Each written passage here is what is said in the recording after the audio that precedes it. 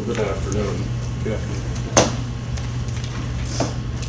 I will be serving as chair of the panel, and you are favored by having 5 arbitrator judges today. And we're very pleased to have the opportunity to work with you.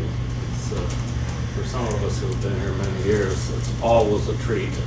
We appreciate what you have done and are doing, and we look forward to working with you throughout the arbitration. The arbitrators will be introduced to you later. We'll tell you, who we are and where we come from in case that's of any interest to anybody. Briefly, I wish to welcome our audience. We're very pleased that you're all here. Now, we didn't know until we walked in your colors, but it looks to me like the claimant is ivory. That is correct. Okay, we have so much to write down, we have to keep up. And that means that the respondent is aqua. Yes, sir.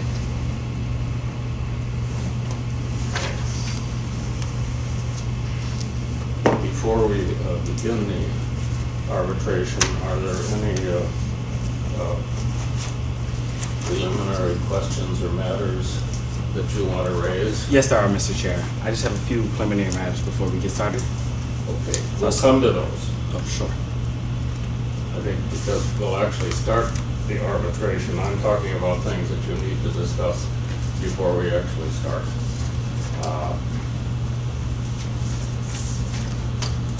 We want to urge you to speak up, be direct, look at us, but most of all, make sure we can hear you. There's a certain element of age in the panel, and some of us have ear helpers, and they're very, very good. But we still need you to speak up. And we'll tell you if you don't. Please keep that in mind. Some of us don't have ear helpers. The arbitrator judge at my far left is the timekeeper. He's very experienced.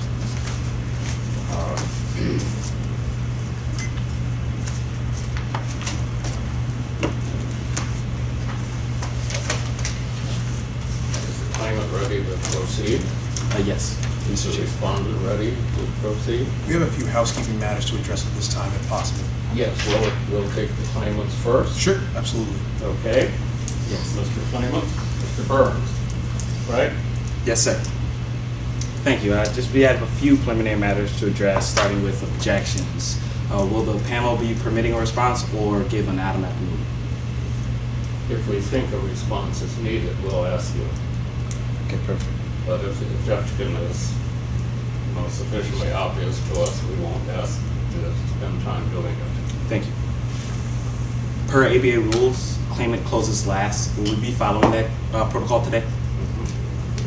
Yes, we will not deviate from the ABA rules. The two sides have met and we have stipulated to the authenticity of the records.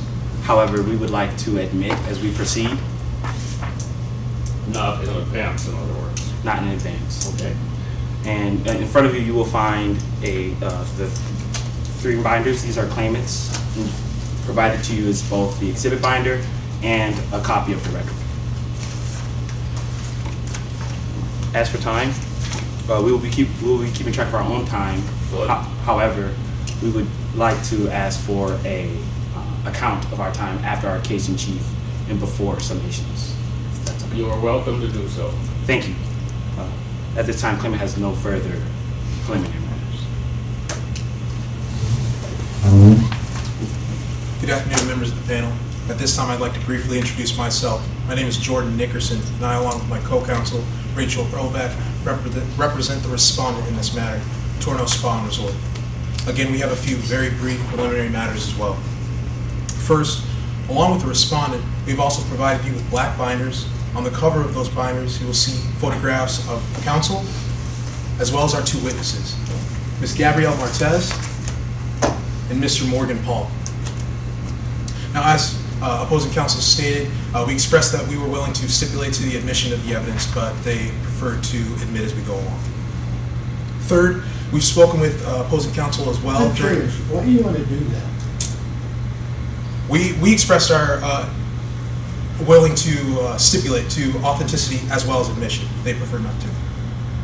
We would like to admit as we go along, just to make sure that we focus on each piece of evidence individually and make sure that it is in the correct form and admissible at the What if time you of admission. make the proper objection and we sustain it, your evidence doesn't get in? If you would prefer that, sir, we can certainly do that instead. I'm asking you. We would like to admit as we proceed, Mr. Okay. Thank you. Secondly, we've discussed this with opposing counsel, and if acceptable to the members of the panel, we would respectfully request a brief 5-minute break in between cases in chief and before summations. Granted. Third and finally, pursuant to Rule 20 in the arbitration rule packet, we would ask that we could keep our own time in addition to the clock timekeeper with a cell phone in airplane mode by one of our witnesses. It's okay. With that, we are ready to proceed. Thank you. So here we are in the New Dover Arbitration Court to hear the case of Tourneau's Lakeside Lodge versus Tourneau Spa and Resort, LLP. We've already ascertained that both parties are ready to proceed. We've dealt with preliminary matters. Is there anything else that anybody wants to raise first? No? Everybody's ready. We have, thanks to your pictures and labels, we know your names, which is very important for all the record keeping that we are obligated to deal with. So, all right, so the claimant then may proceed, right? And you wanted the lights lowered?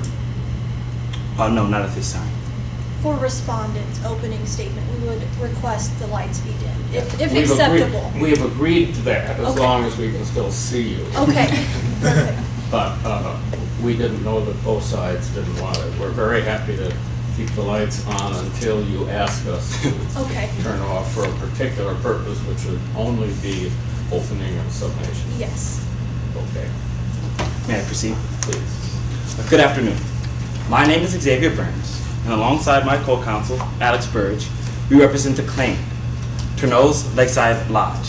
And today, here with us, we have Bailey Tourneau and Mr. Lynn Franz.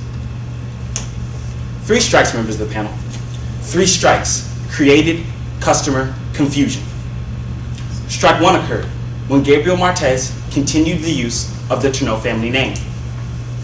Strike 2 occurred when Gabriel Martez imitated the lodge's fishing guide services. And strike 3 occurred when Gabriel Martez intentionally copied the lodge's exterior features. Our client, Tourneau's Lakeside Lodge, is the oldest resort on Clarkson Lake still in operation. It is the spot everyone thinks of first when they think of the best fishing in New Dover. Over 40 years after Tourneau's Lakeside Lodge opened its doors, Don and Ann Tourneau opened the Tourneau Spa and Resort just 3 miles away from the lodge. Now, these businesses were not affiliated.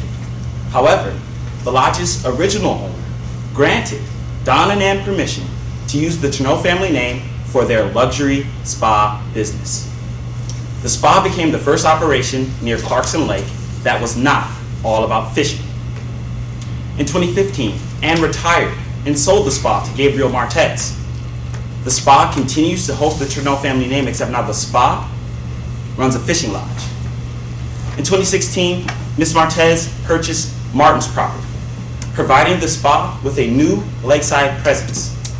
Ms. Martez made changes to this property in order to give it more of a lodge feel. To that end, she hired Morgan Paul, a former fishing guide at Tourneau's Lakeside Lodge. Ms. Martez encouraged Mr. Paul to reach out to guests he had once guided, including guests who were annual visitors and repeat customers to Tourneau's Lakeside Lodge. Members of the panel, our client filed this demand for arbitration, seeking 3 specific things today.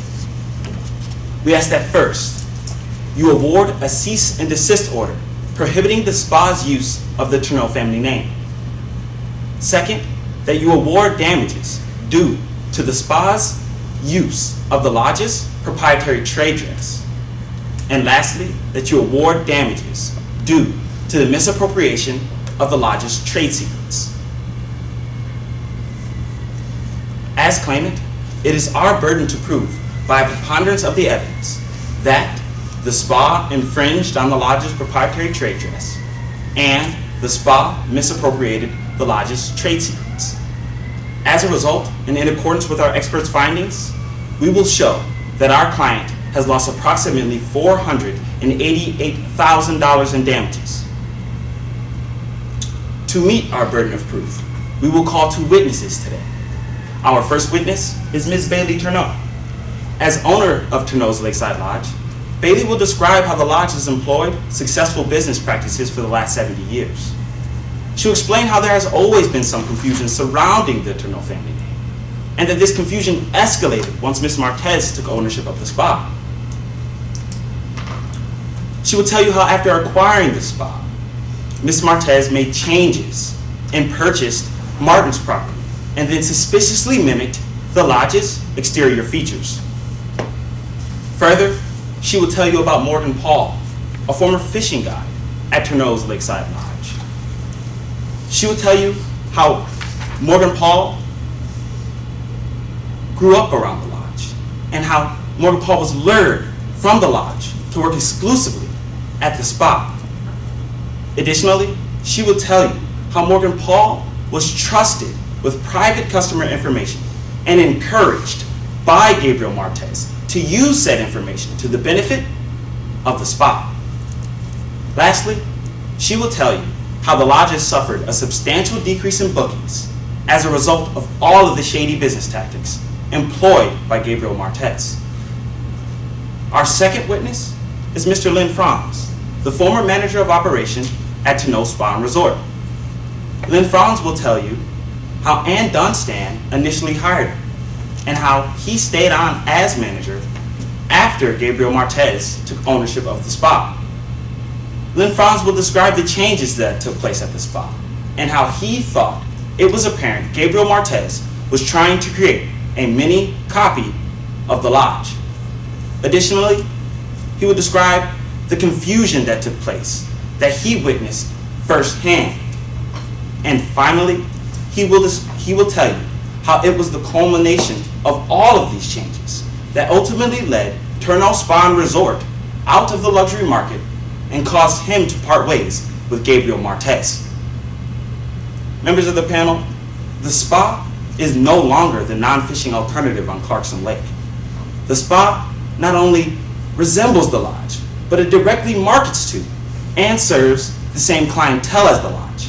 It is this, coupled with its continued use of the Turneau family name, that yields a substantial likelihood of confusion. Individually, any one of these strikes warrants a cause of action, but with the combination of all three, the damages are amplified.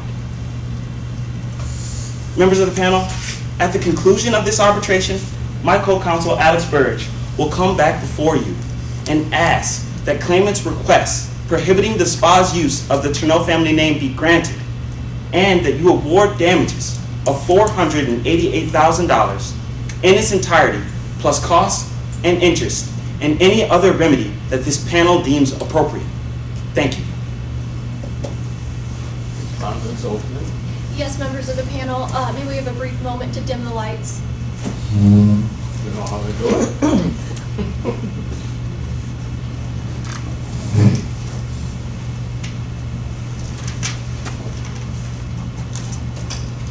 Well, That's not gonna work. You take those? is there any rheostat on the ceiling lights?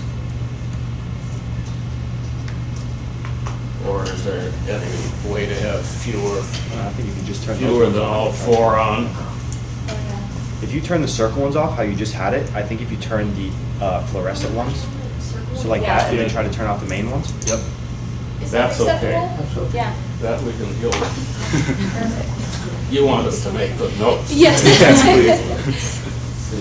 the respondent may proceed with its opening. members of the panel, too common, too open, and too late.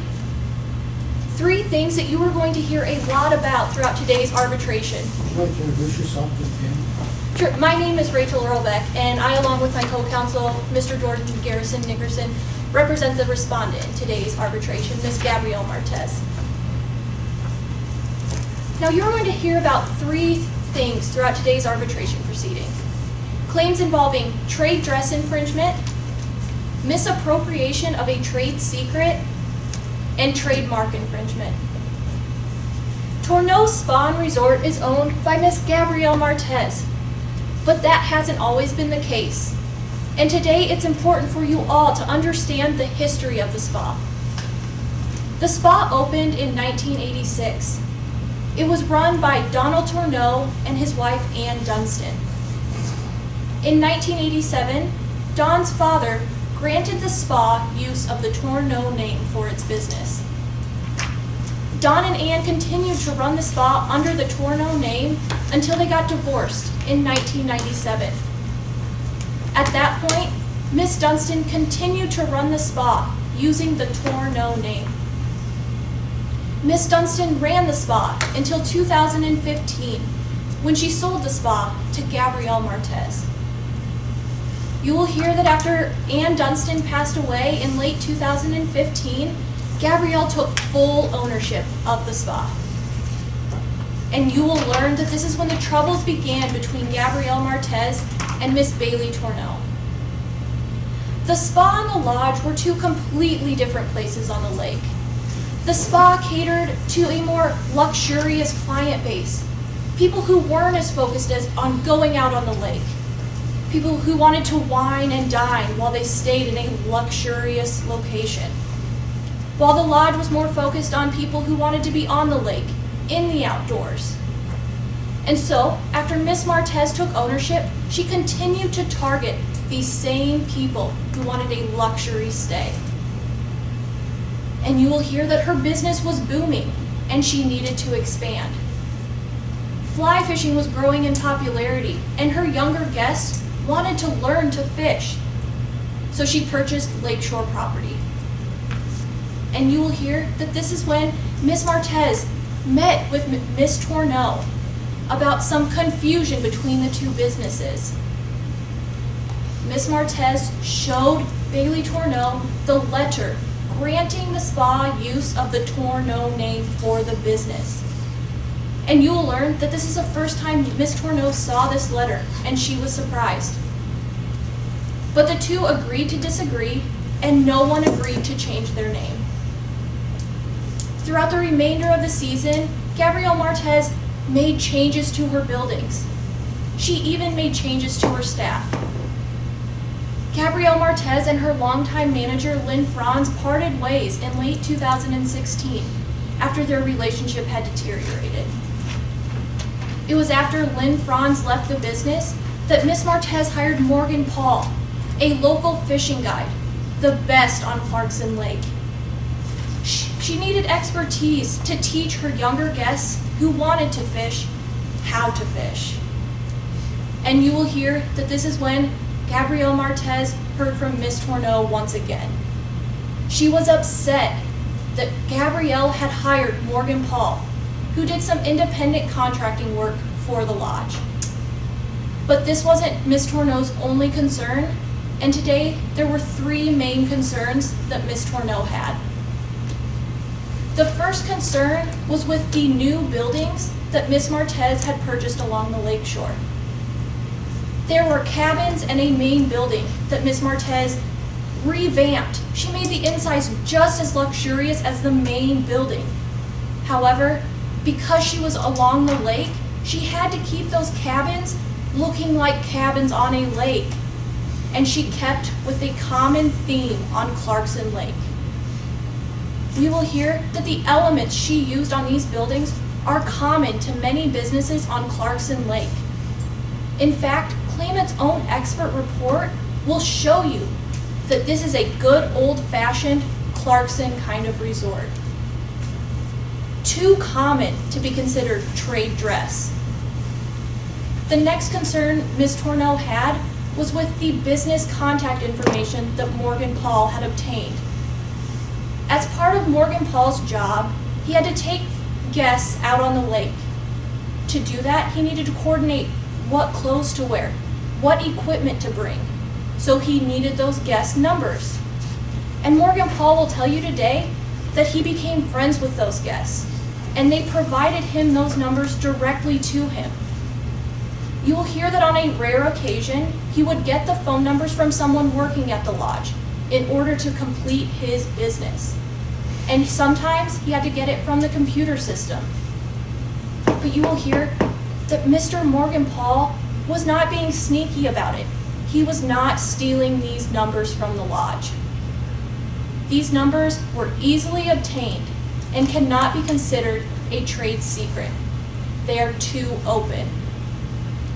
And last, you'll hear about Ms. Tourneau's concern with the spa continuing to use the Tourneau name.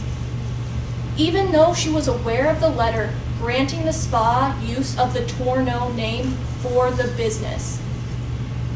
You will hear that Ms. Tourneau did not have a problem with the spa using the name for the nearly 30 years it has been open, and for the nearly 20 years that Ann Dunstan ran the spa, and she wasn't even a Tourneau. Now, opposing counsel came before you and said this is a case about 3 strikes. But I urge you that this is a case about 3 failures. The failures of Ms. Tourneau to protect customer phone numbers, the failure to expand her customer base, and her failure to take action in a timely fashion. As you will hear from my co-counsel, Mr. Nickerson, the defense of Laches applies to the trademark claim. Ms. Tourneau has waited too long to bring this claim and has slept on her right. Too common, too open, and too late. My co-counsel will come before you at the end of this proceeding and ask you to deny all of the lodge's claims. He will tell you that the spa did not infringe on any of the lodge's rights.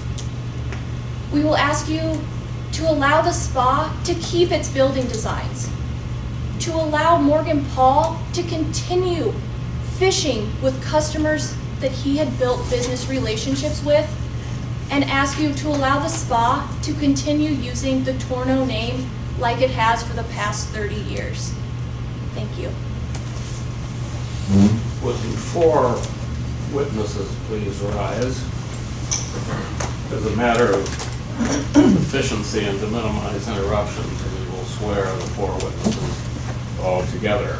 So, do you swear that your testimony shall be the truth? I do. Thank you. You may be seated. And the claimant may proceed to this case. All right, may we call our first witness to the stand? Bailey Tourneau, please. Please keep your voice up. I will do that, trust me. Great. You'll hear it if you don't. I know I will.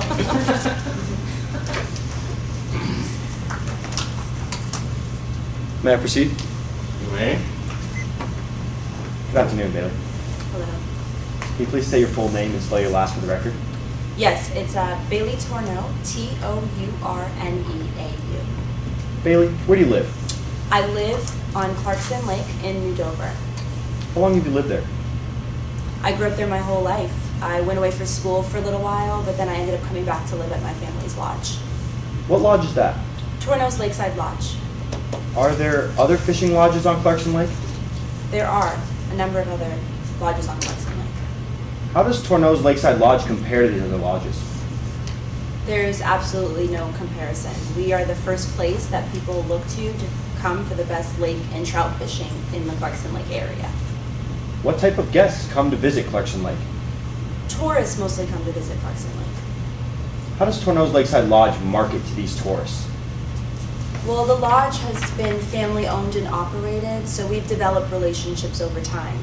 And we also do have a website. Bailey, now let's talk about the origins of the Tourneau Spa and Resort. When did the spa open? 1986. Who opened it? My Uncle Don and my aunt actually opened up the spa. Where's the spa located? It's located about 3 miles away from the shore of Clarkson Lake and about 3 miles away from the lodge. Bailey, you grew up around Clarkson Lake. Why did Dawn and Ann open a competing business? It wasn't supposed to be a competing business. My Uncle Don was still supposed to help, as I heard, run the lodge. The only reason it was opened was because my aunt hated fishing, so they wanted to open up an alternative on Clarkson Lake. If you're not competing businesses, are there any affiliations that exist between Tornose Lakeside Lodge and the Tornose Spa and Resort? No, there's no affiliations. So if no affiliations, why do the two businesses share the same name? Because my grandfather ended up giving my Uncle Don and my aunt permission to use the Torno name for their luxury hospitality business for a spa warming gift. What was this luxury hospitality business like when Dawn and Ann owned it? It was really successful. They turned it into an alternative unlike anything else that anyone has ever seen on Clarkson Lake. And at that time, did the Tornose Spa and Resort offer any fishing guide services? No, they did not. In fact, when someone wanted to fish, they would have someone come to the lodge. Has Tornose Lakeside Lodge ever offered luxury spa treatments? No, we have not. Why not? Because the spa and the lodge are two different businesses catering to two different sets of consumers. Bailey, I'd like to talk about when Miss Martez took ownership of the spa. Where did you first meet Miss Martez? I met Miss Martez in March of 2015. Can you tell us a little bit more about that first meeting? Sure. Miss Martez ended up coming over to the lodge to have lunch with my aunt because my aunt was selling the spa's business to Miss Martez. And I remember briefly mentioning that she needed to change the Torno name. Why did you say something to Miss Martez about the Torno name at that time? Because the name or the spa was leaving the family hands, so I wanted to make sure that because she's not family, she didn't have any rights to use the name. After this meeting, did you object to Miss Martez's use of the Torno name ever again? I did. I sent her an email on July 3rd of 2015. Would you recognize that email if I showed it to you today? Yes, I would. Members of the panel, opposing counsel, Ms. Torno, please turn to tab 1 in Claimant's Exhibit Binder.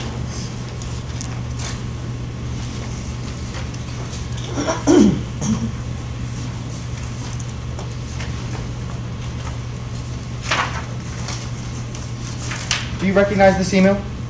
Yes, I do. What is it?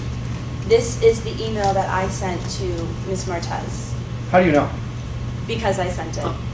Is this a fair and accurate representation of the original email? Yes, it is. At this time, I move to admit Claimant's Exhibit 1 into the record. No objections, members of the panel. Admitted. Bailey, can you summarize this first email for the members of the panel? Yes, I can. So, a couple came into the lodge looking for the spa. And this was not the first time that I had experienced any confusion, so I wanted to address that with Ms. Martez.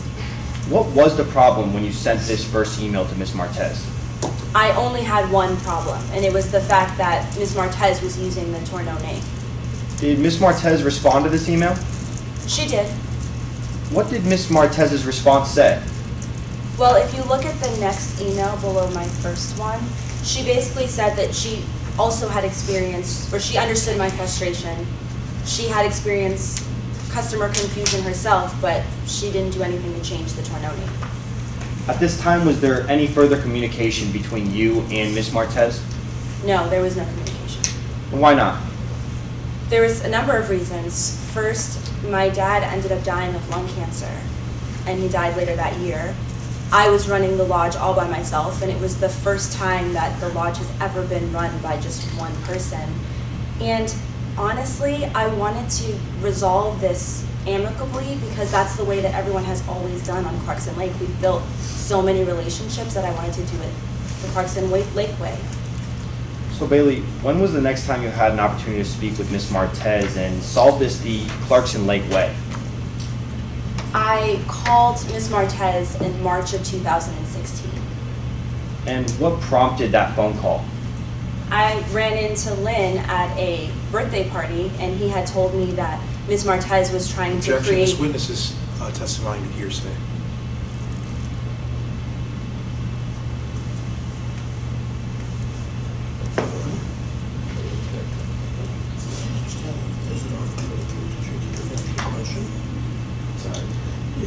offer to prove that you were really bad in question. It doesn't sound like it. Objection is overruled. I had found out that Ms. Martez was trying to have a future Lakeshore presence, and so that's why I called her. How did you react to the fact that Ms. Martez was now going to have a future Lakeshore presence? Well, I was confused and I was frustrated, so that's why I contacted her. What was the purpose and what happened as a result of this contact? Well, we ended up having a meeting the last week of March. What exactly happened during this meeting? I insisted that Ms. Martez drop the Torno name because she shouldn't be using it. The spa should not be using it. How did Ms. Martez respond to you once again asking her to drop the Torno family name? She didn't try to drop it, and instead she showed me a letter. Would you recognize that letter if I showed it to you today? Yes, I would. Members of the panel, opposing counsel, Bailey, please turn to tab 2 in Claims Exhibit Binder.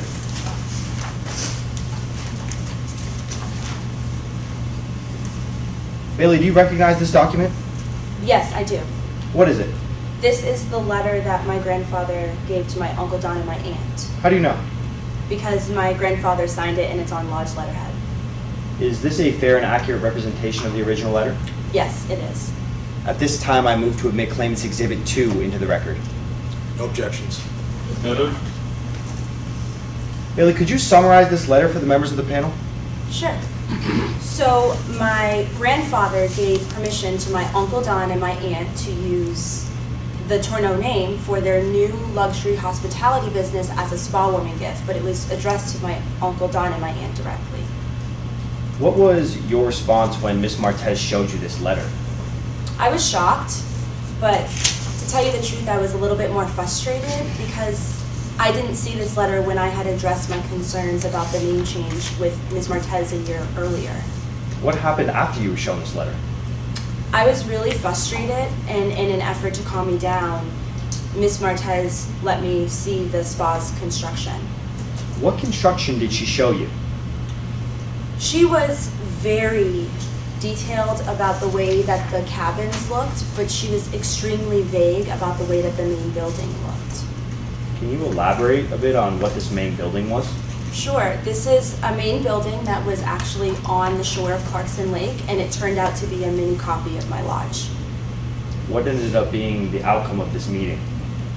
There really wasn't an outcome. I had a business to run, and so I was book solid, so I had to make sure that I took care of my business. How was business at Torno's Lakeside Lodge at this time? It was pretty good. We were book solid until the 4th of July.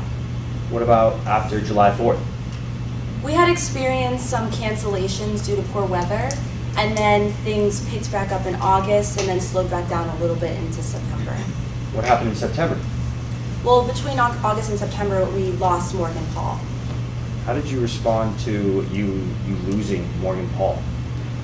I was more shocked than anything because Morgan has developed a relationship with everybody at the lodge. So what'd you do? I ended up contacting Gabriel Martez.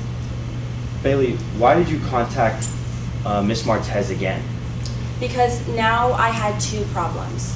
The first was the continued use, or the spa's continued use of the Torno name, and the second was the spa's clear intentions to imitate fishing guide services. Why were the spa's clear intentions to imitate your fishing guide services clear to you? Well, first of all, Morgan Paul ended up working as a full-time employee at the spa, and the spa has never had fishing guide services before, and his face was front and center on a website. After Mr. Paul left, how did the rest of the 2016 season go? It was okay. You know, our bookings were kind of low towards the end of the year, and they weren't looking any much better going into the next year, so I was a little concerned. Why were you concerned? Because I didn't understand why we had low bookings, but then when I took a boat over to the spa and I saw that the ice had melted, I finally figured out why, and I could not believe what I saw. What did you see? I saw a mini copy of my lodge. What do you mean by a mini copy of your lodge? The lodge, or the building, had the same wraparound porch, had the same rocking chairs, had the same local stone chimney, and it had the same rustic signage with red lettering edged in white on a deep green background, and it read "The Lodge on the Lake." Bailey, what did you do to deal with this new mini copy of your lodge? I emailed Gabriel Martez Why did you send this email to Miss Martez now? because now I had 3 problems. The first was the spa's continued use of the Tourneau name. The second was the fact that the spa was they had the clear intent to imitate our fishing guide services. And the third was the fact that the spa had a mini copy of my lodge. What, if any, has been the impact on Tourneau's Lakeside Lodge now that all 3 of these problems exist? Bookings have been down by 10%, and I know for a fact that at least one of the reasons is we lost over a dozen groups to the spa who just happened to be people that Morgan Paul previously guided for. What, if any, are other reasons for this 10% decrease in bookings? At first I wasn't sure, but then I discovered that it had to do with customer confusion. How do you know how to deal with customer confusion? I hired an expert, Who did you hire? Beaker and Beaker. Who is Beaker and Beaker? Beaker and Beaker they're an international business and accounting consulting firm. Members of the panel, opposing counsel, Bailey, please turn to tab 3 in claimant's exhibit binder.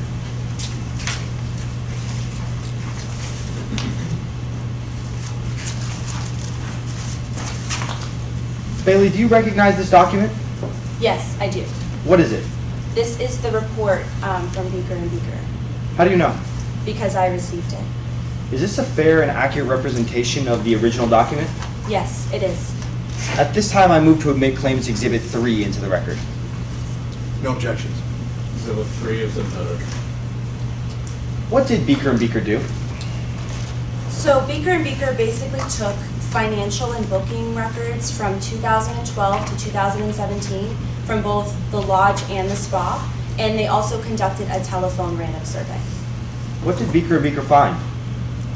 They basically found that the spa attracts a select group of customers, but that the lodge has experienced widespread name recognition.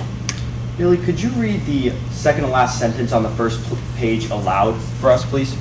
Sure. When it entered competition for customers interested in recreational fishing, Tourneau Spa unfairly traded on the name recognition enjoyed by Tourneau's Lakeside Lodge. Thank you. What has Miss Martez's response been to all of this? Well, to be honest, the damage has already been done. She told Morgan told me that she would refrain from contacting any of our previous lodge guests, and she made a good faith effort in trying to rename the lodge on the lake to the Lodge Cafe. But again, customers have already been confused, so the damage has already been done. What have you done to deal with these problems? I filed this demand for arbitration. What are you asking for in this arbitration? I'm asking for a cease and desist order so that the spa can no longer use the Tourneau name, and I'm also asking for $488,000 in damages. Thank you. No further questions. Is there any cross-examination? Yes, members of the panel, thank you. Now, Ms. Tourneau, let's discuss your relationship with Morgan Paul. You consider him family, correct? Yes, Now, Mr. Paul approached you to discuss his employment in August of 2016, isn't that right? yes, that's correct. It was at this meeting that he told you that you would be resigning, isn't that right? Yes, that's correct. And afterwards, when you were discussing this with your attorney just a few moments ago, you said that you were shocked, but truly, you were mad at Gabrielle, weren't you? Mad at when Morgan Paul came to talk to me about his... When Morgan Paul made you aware that you would be resigning, you were mad at Gabrielle after that meeting, weren't you? I was more shocked at anything that Morgan Paul was going to be leaving. But you were mad as well. Objection asked and answered. Sustained. It's your testimony today that you weren't upset, or mad, rather, at this meeting? Objection asked and answered. May I be heard, members of the panel? I May I be heard?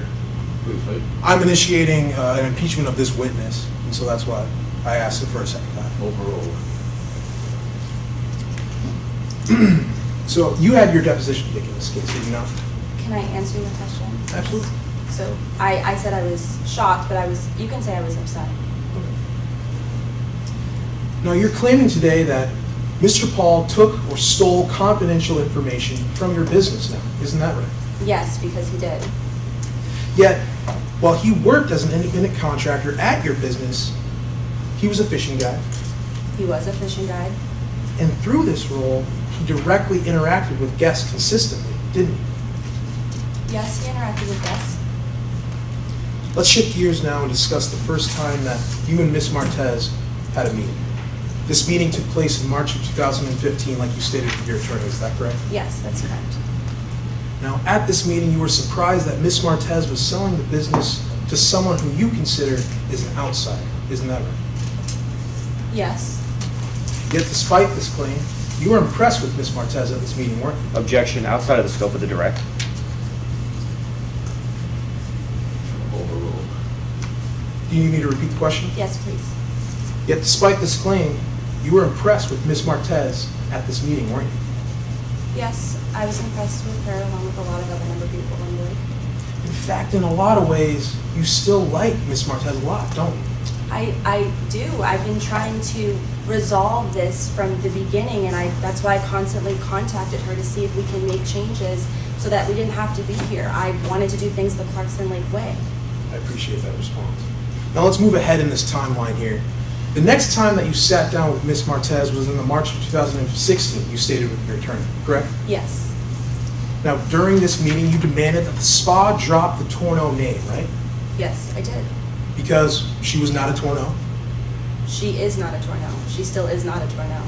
Yet, by that time, Ms. Martez had already been successfully running the spa for over a year, isn't that right? She had, and then I was consistently asking her over the year to drop the torno name. And it was also during this meeting, as we heard earlier, that Ms. Martez showed you a written letter that regarding the Torno name, correct? Yes. Members of the panel, I would like to direct your attention, opposing counsel's attention, and the witness's attention. This is Exhibit C in our binder, but it has already been admitted as tab 3, or excuse me, 2, whichever is convenient for you.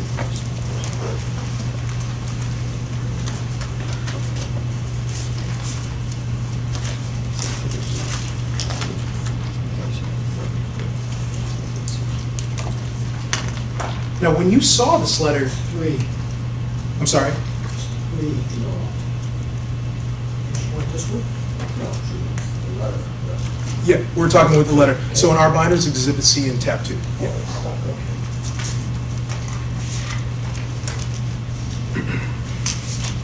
Now, when you saw this letter, you stated earlier that you were surprised, weren't you? I was. Because it gives Miss Dunstan and Donald Torno permission to use the Torno name. Yes, it says their name specifically, yes. And now, you claim today that Miss Dunstan is family. In fact, you refer to her as your aunt, isn't that right? She is my aunt. But it was during this March of 2016 meeting that you stated directly that she wasn't a Torno either, did you not? Just because she doesn't have the name doesn't mean that I don't consider her to be family.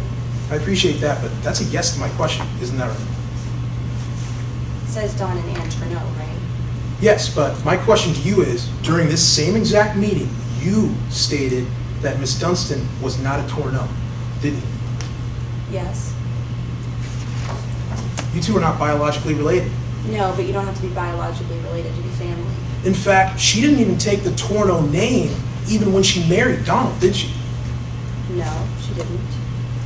And it was also at this second meeting that Miss Martez, as you said, let you see the construction that she was making to her property, didn't she? Yes. And you said earlier with your attorney that there was no outcome after she showed you this tour, but actually, in your own words, you two agreed to disagree, and you simply left the property, didn't you? I was frustrated, but I, again, was trying to resolve this amicably, and that was the way that I felt that I could resolve it. I appreciate that, but again, that's a yes to my question. You agreed to disagree and left. Yes, because we amicably wanted to resolve it. You met with Miss Martez one final time in 2017, didn't you? Yes, I did. You demanded that she stop using the Torno name and stop copying the way that the lodge looks, correct? Yes, that's correct. And in fact, as we heard while you were speaking to your attorney, you hired an expert in preparation for today's hearing, didn't you? I did. At this time, members of the panel, opposing counsel, and the witness, Ms. Torneau, I'd like to direct your attention back to what has been marked as tab 3 and admitted in the claimant's binder.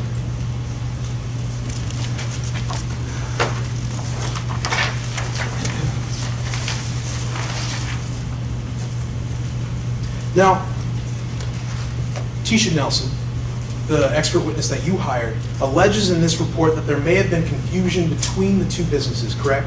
Yes. Yet she bases that entire allegation on 8 customers, does she not? You mean in regards to what? The total? In regards to the confusion between the two businesses. You spoke about this exact telephone survey with your attorney just a few moments ago. That survey only contacted or mentioned confusion of 8 customers. Yeah. Oh, sorry, I didn't mean to interrupt you. No, it's Yes, okay. but it was a random selection of 40 guests total. So that's a yes to my question. Yes, 40 guests. No, but 8 mentioned confusion. Yes. Further, your expert witness that you hired discusses the changes that Ms. Martez made to the spa, doesn't she? Yes. And in it, your expert witness states that these changes were common to several businesses on the Lake Clarkson area, doesn't she? She does, but the main issue is the fact that even though these are common to many businesses, all of the other businesses don't have the Torneau name. But again, she made that statement, didn't she? Because, yes. Ms. Martez, let's nail down this timeline here. Or excuse me, Ms. Torneau. that's I okay. apologize. The spa opened in 1986, correct? That's correct. It has used the Torneau name since its opening, correct? It has. It continued to use the name when Uncle Don and Ann Dunstan ran it as business partners. Yes, because it wasn't a competing business, but yes. It continued to use it after Miss Dunstan ran the spa as a solo owner for 20 years. Yes, it did, because she was also considered family. It even continued to use the name when you became the sole owner of the lodge 5 years ago. Yes, but again, I've been trying to have the spa not have the Torneau name since I found out that Gabriel was going to buy the spa. Despite all of this, you didn't bring this claim when Miss Dunstan ran the spa for 20 years, did you? I wasn't even running the lodge when I'm too young for that. There's no way I was running a lodge when I was a child. Okay, fair enough. Let's take that out of the equation. You didn't bring this suit when you became owner of the lodge over half a decade ago, didn't you? I didn't need to bring the suit because, again, the business was in the family. It wasn't a competing business, and because it wasn't a competing business, I had no reason to do it. And then when it did become a problem, I did address it every single time amicably to make sure that we can resolve this before we came here today. So let's be clear here. You didn't bring the suit when Miss Martez retained ownership of the spa and it was officially outside of your family, correct? I did not bring the suit, but again, as I just stated, I wanted to do this amicably with her because that's the way that everybody on Clarkson Lake has been handling issues if we had a problem. You agreed to disagree and waited until now. I agreed to resolve this amicably. I have nothing further. Is there any recross examination? Yes, sir. Redirect. Yes, there is. You may proceed. Bailey, can you explain how you came to this $488,000 in damages, please? Yes, I can. So my expert basically found that there's been confusion among businesses. And if you guys take a look at the report that I have on the last page, it says that the damages were calculated because they have used the average seasonal per unit rate at Torneau's Lakeside Lodge to calculate the amount of lost revenue and assume that 50% of the decline in bookings is attributable to the Torneau Spa. And they even said that this was a conservative and reasonable amount. So that's how I came to my damages. Thank you, Bailey. No further questions. There is no recross. May I step down? Yes, please. Does the claimant wish to offer another witness? At this time, claimant calls Lynn Frowns to the stand. Mr. Franz will remember that he has been sworn in as under oath. Thank you. May I proceed? You may. Good afternoon. Can you please state your full name and spell your last for the record? My name is Lynn Franz, F-R-A-N-Z as in zebra. Do you mind if I call you Lynn for the duration of this direct examination? Not at all. Lynn, what do you do for a living? I'm the assistant manager at the Capitol Hotel in Landonville, When did you start at the hotel? just after Labor Day 2016. And what did you do before that? I was the manager of Tourneau Spa and Resort from 2014 until I left in 2016.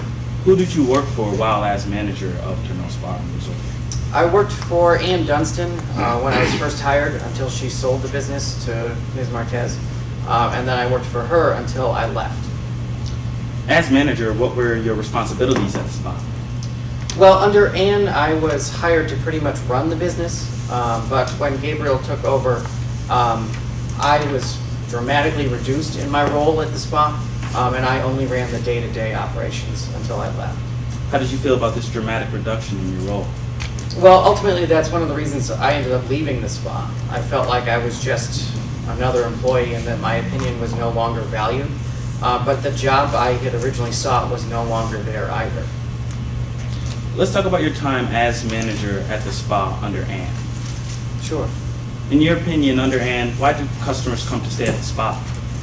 Well, at that point, the spa was known for luxury, and that was a pretty big draw for customers. What do you mean by luxury? Well, we were a high-end spa, and we were the only resort in the area that wasn't solely focused on fishing. Under Ann, were you aware of any confusion between Tourneau's Lakeside Lodge and Tourneau Spa and Resort? Yeah, I had seen that confusion firsthand. On more than one occasion, a guest found their way into the lobby. They thought they were supposed to be at the lodge. They ended up at the spa. But once they looked around, it was pretty clear to them they were in a spa and they were not in a fishing lodge. Now I'd like to talk about your time while working underneath Gabriel Martez. Okay. What was your experience like working for him? Her?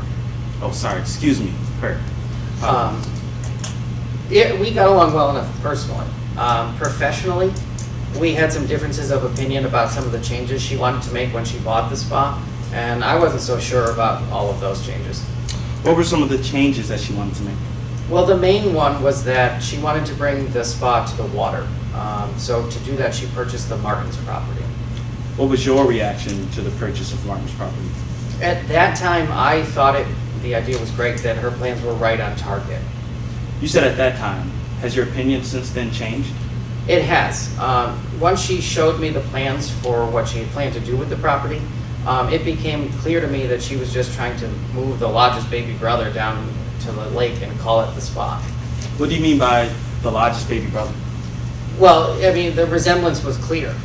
We had already shared the name, the Tourneau name, but now the main building down there was going to have the same wraparound porch and chimney, and the chairs looking out over the water, and practically even had the same sign.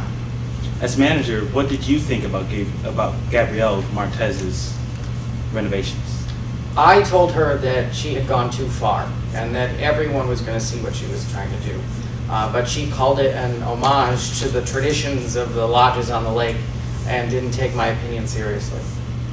Lynn, you have been a manager under both Ann Dunstan and Gabrielle Martez. Was there similar confusion? Was the confusion that was present under Ann also present under Ms. Martez? Yes. What do you mean? Well, once Ms. Martez bought it, that confusion still existed. Like I said, customers came in all the time. Under Ann, it was usually just new customers that were confused because they shared the same name. But as Ms. Martez started making changes, guests could easily be confused because they looked the same, they had the same name, and by the time I left, they were starting to offer fishing services. Lynn, you were in the room a moment ago when Ms. Tourneau testified as to the Beaker and Beaker expert report, previously admitted as Claimant's Exhibit 3. Yes, I was. This Beaker and Beaker reports found that there is confusion because of the way that these businesses look and the name. In your experience as manager, did this type of confusion occur? Yes, it did. Thank you. No further questions. cross-examination. Yes. Mr. Franz, in 2015, Miss Dunstan sold the spa to Gabrielle Martez. Yes. You met with Gabrielle prior to her taking ownership, Yes, and you thought that Miss Martez was full of great ideas, didn't you? I did. So you decided to continue working for the spa. Yes, I did. Once Gabrielle took ownership, she was focused on marketing and long-term planning, wasn't she? Yeah, she wanted to deal with more of the big picture stuff, and I just dealt with the day-to-day. And you focused so much on the day-to-day things that you felt she was taking you for granted, didn't you? I did. Now, I'd like to talk about the first season that Miss Martez ran the spa. She continued to focus on her new ideas, didn't she? Yes, she did. Such as shifting the demographic of the spa. That's what she said, yeah. She wanted to reinvigorate the spa's brand. Again, that's what she was telling me she was trying to do. And you weren't surprised at all when she bought Martin's, were you? No, like I said a moment ago, at that time, it made perfect sense to do that. In your words, it was a no-brainer because it gave the spa access to the lake. Yeah, or easier access to the lake. They had had an arrangement with the previous owner of Martin's for years if a guest wanted to go down to the lake. It gave the spa room to expand, didn't it? Of course. All in all, you thought the guests would be happier with these changes, didn't you? Yes, I did. And you thought Gabrielle's plans were right on target, didn't you? Yes, I did. In fact, after she purchased these buildings, you agreed that changing the look of the cabins would have been a huge mistake. I think what you're referring to is, I believed that if she designed the cabins to look like the spa's original building, that would have been a big mistake. Correct, because cabins on a lake need to fit in with the other cabins on a lake, don't they? Or at the very least not look like a big blocky 80s spa. Now, I'd like to talk about the latter part of the 2016 season. Business was booming, wasn't it? Sure, you could say that. Gabrielle's marketing was paying off, wasn't it? I assume so. Well, in fact, you testified that her marketing was paying off. Yes. And you were seeing a younger, more city-oriented crowd, weren't you? Yes, we were. And even some of these guests wanted to fish, didn't they? Yes, they did. So much so that you had to hire a fishing guide almost every week. Well, I didn't hire them, but yes, the spa did. Well, you would have to line up those fishing guides, wouldn't you? That's correct. And you and Gabrielle continued to have your differences that year, didn't you? Yes, we did. So much so that you started sending out job inquiries That's correct. from your work email. Yeah, And you knew that Miss Martez would find them, didn't you? I did. But I didn't really care that much. People use their work email for all kinds of things. Because you did not want to be around the spa anymore, did you? No, I didn't. Like I said earlier, the job I had started with was no longer there. And I was essentially demoted with the same rank and salary for no real reason. Now, I'd like to talk about one specific thing you said on direct. You testified that there was confusion between the two businesses even while Ann was running the spa, didn't you? Yes, I did. But yet we're sitting here today, almost 2.5, 3 years after Miss Martez took ownership. I'm not sure I understand your question. That there was all this confusion before, but yet we're here just today, aren't we? Again, I'm still not sure what you're asking. The question is whether or not you're here.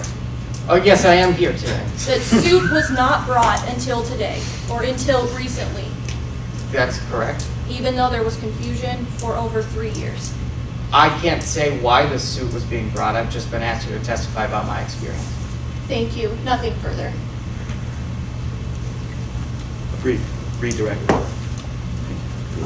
Lynn, can you tell us why you left the spa? Well, a couple of reasons. The job, like I said, the job I had wanted and I had under Ann no longer existed.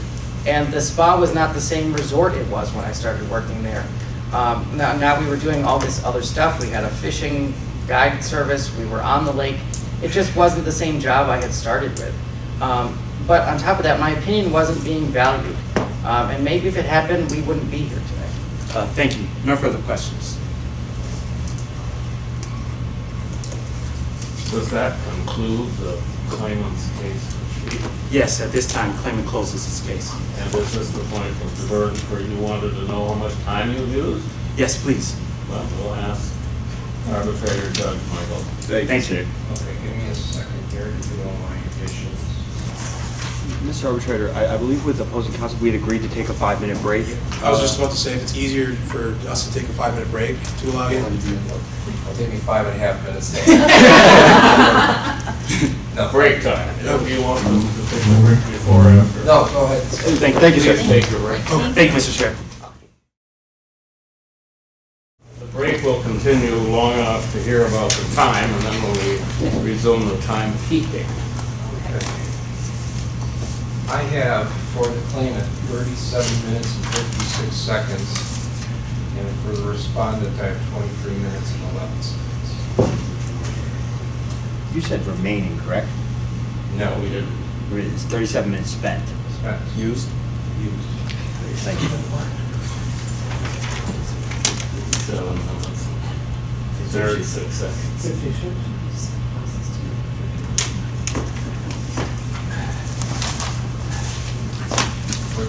You want to check with what you have? Or?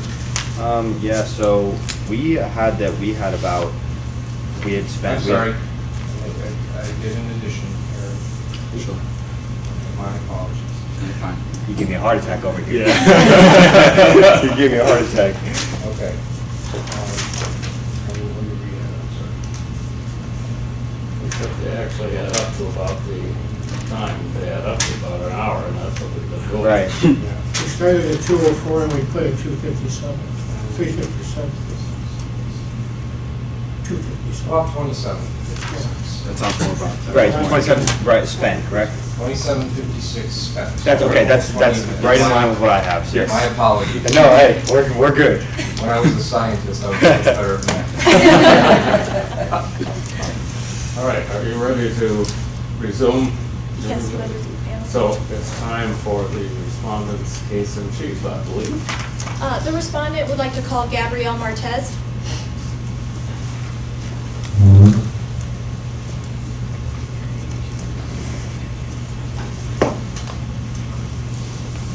Are you happy with the location of the witness chairs? That's okay with me. That's better? That's better, thank you. Okay, perfect. Your voice. And Ms. Martez will remember that she's under oath. You may proceed. Could you please introduce yourself to the panel? Absolutely. My name is Gabrielle Martez. What do you do for a living? Currently, I own the Trudeau Spa and Resort, which is a 3-star resort right here in New Dover. What education do you have? Well, after high school, I went on to earn my Bachelor's of Science in Hotel Administration. I then went on to earn my Master's in Management and Hospitality from Cornell University. Ms. Martez, I'd like to shift your focus to Tourneau Spa and Resort. When did you first become interested in running the spa? I guess you could say I've always had an interest in owning a hospitality industry in New Dover. So back in 2015, when I was visiting my parents, I actually ran into Miss Tourneau, but I'm not sure if she remembers me, at a hospitality conference, and that's when I learned that the spa was on the market, potentially. What happened after this hospitality conference? So I wanted to reach out to Ann Dunstan, who is the current owner at the time, to see if the spa actually was on the market. What did you learn after reaching out to Ann? So I reached out to Ann, and we decided to set up a meeting to talk about my interest in owning the spa. What came of this meeting? So we sat down, we were at the spa, and we talked about my interest, my background, my interest in the area. We got along very well, and we started to put together the framework of a deal. How did this framework of a deal progress that day?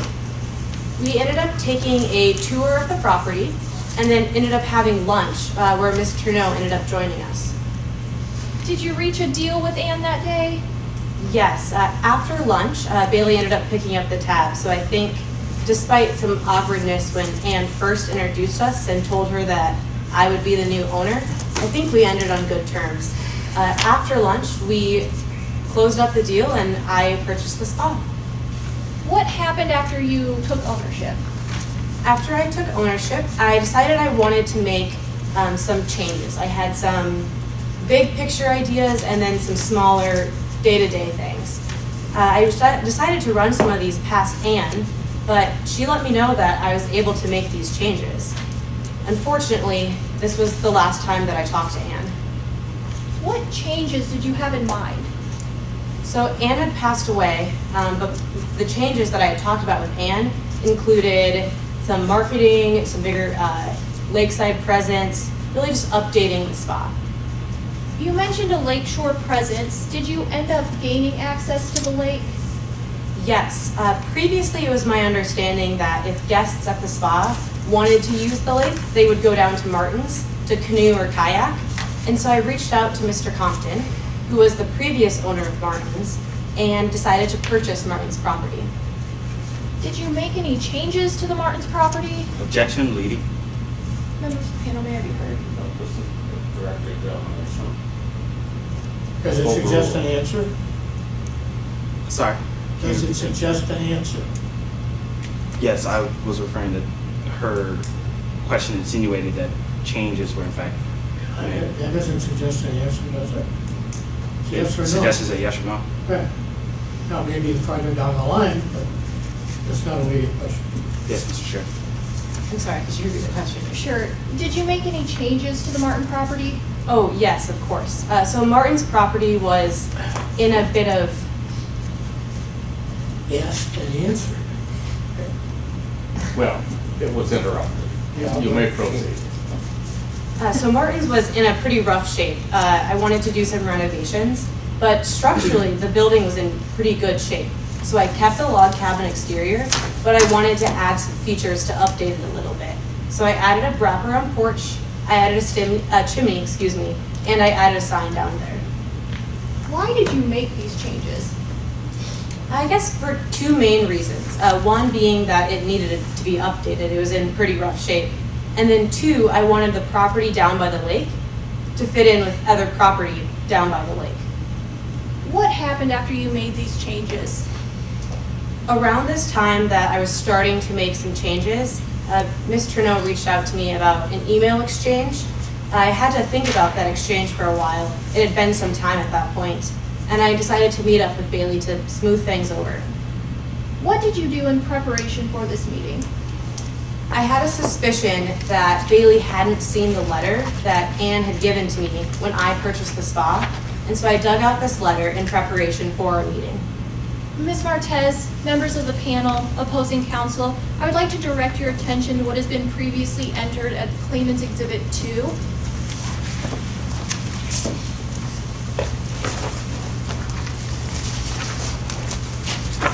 Ms. Martez, why is this letter important? Sure, so like I said, Anne had given me this letter when I purchased the spa from her, and then right here in the letter it says, "We want you to feel free to use the Torno name for your new business." What happened when you showed Ms. Torno this letter? Bailey's reaction sort of confirmed my suspicions that she hadn't seen it. She suddenly stood up and said, "I have to go," but I didn't want to end our meeting on bad terms. So I decided to take her around the property, talk about some of the renovations we were doing, and talk to her about what the spa was doing as far as changes. How was the remainder of the 2016 season? At that point, my understanding of the meeting was that we agreed to disagree. So going forward with those changes, our renovations were along the way. Bookings were up, and the spa was doing quite well. What happened during the 2016 season? More on the employment side of things, I guess you could say. I was working on some changes at the spa as well. Lynn Franz was previously employed at the spa, and we sort of just didn't see eye to eye on some of the new ideas for the spa. So we had a mutual agreement that Lynn would no longer work for the spa. What happened after Lynn left? Again, sort of on the employment side of things, I thought that it would be a good idea to get some local expertise in the area, and so I reached out to Morgan Paul upon the recommendation of 4 other lodge owners. Why did you need local expertise? Sure. So we at the spa target the young, more urban-oriented city type of clientele that want the luxurious experience. A lot of my customers at this time, I think, thought that they were wanting to fish, even though they really had never fished before. Very inexperienced. And I thought that Morgan, based on what the other lodge owners had told me, would be a really great fit. How did Morgan fit in with the spa? Morgan was a great addition to the staff. He got along well with everyone at the spa, and our customers had a really great rapport with him. What happened after you hired Morgan Paul? I was again contacted by Miss Trudeau about stealing one of their best employees, but I didn't know where this was coming from. I guess I knew that Morgan had worked with guests at the lodge as a fishing guide, but I also knew that Morgan had worked at a lot of other resorts as a fishing guide as well. So what happened after you heard from Bailey? So the rest of the season continued to go well, and then Bailey ended up coming to my office. What happened when Bailey showed up at your office? This meeting had an entirely different tone than the rest of our interactions, I guess you could say. Bailey came to my office, again brought up the name, was throwing around threats of litigation this time, talked about Morgan Paul.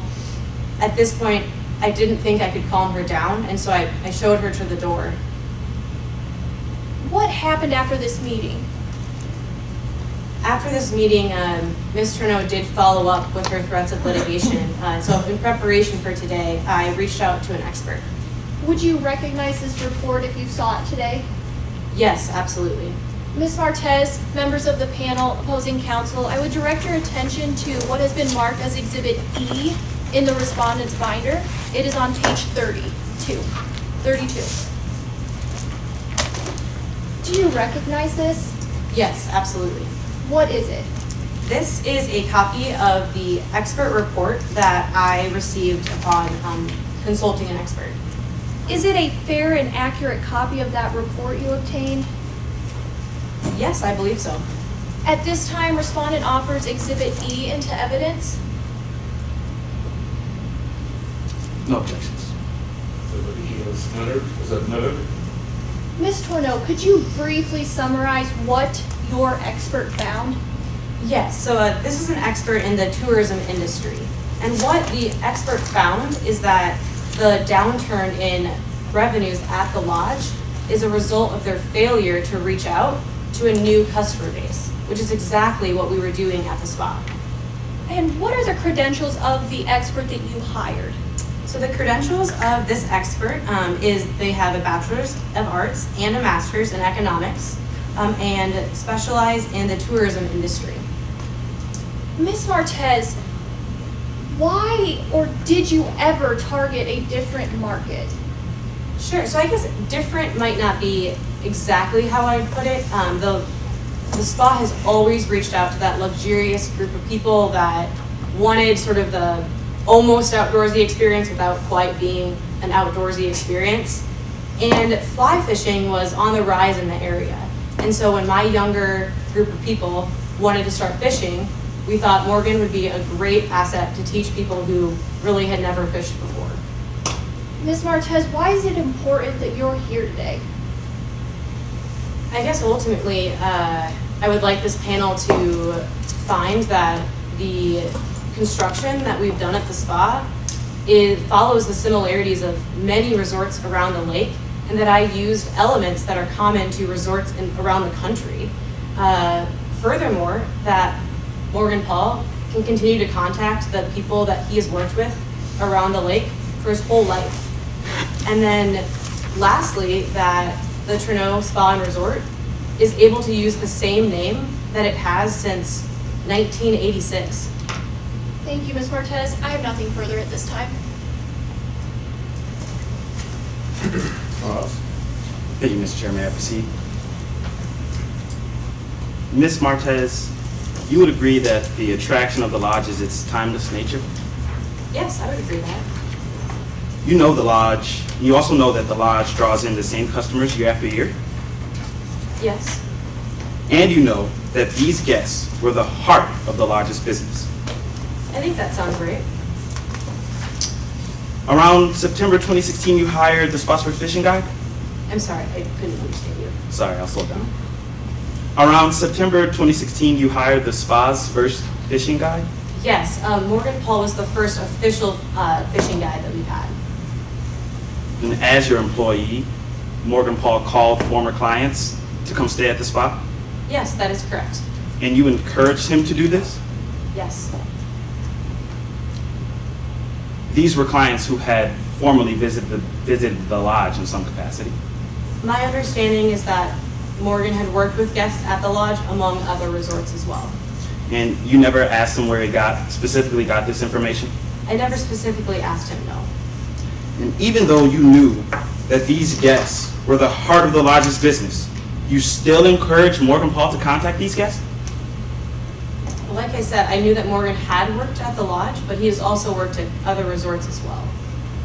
But after Bailey filed for this arbitration, you asked Morgan to refrain from contacting these guests.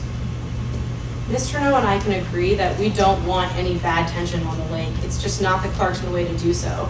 I did try to ease some tensions in that regard. Now, Excuse me, the adjective before the word fishing that you don't want on the lake? No, reaching out to new customers. I think you mentioned the Morgan Paul reaching out to customers. She used the intent of dissension. Proceed. Now, Ms. Martez, when you acquired the spa, you continued to use the Trudeau family name? Absolutely. And when you bought the spa was primarily a non-fishing alternative on Clarkson Lake? I would say primarily, sure. But you decided to make changes to the spa. Absolutely. You bought Martin's property. That is correct. Martin's property is located directly on the lakeshore. Yes. And you wanted this property to have a traditional fishing resort feel. Absolutely. I wanted to fit in right with every other resort on the lake. You wanted it to have a lodge feel. I wanted it to fit in with everything else on the lake. Absolutely. So you began making renovations. Yes.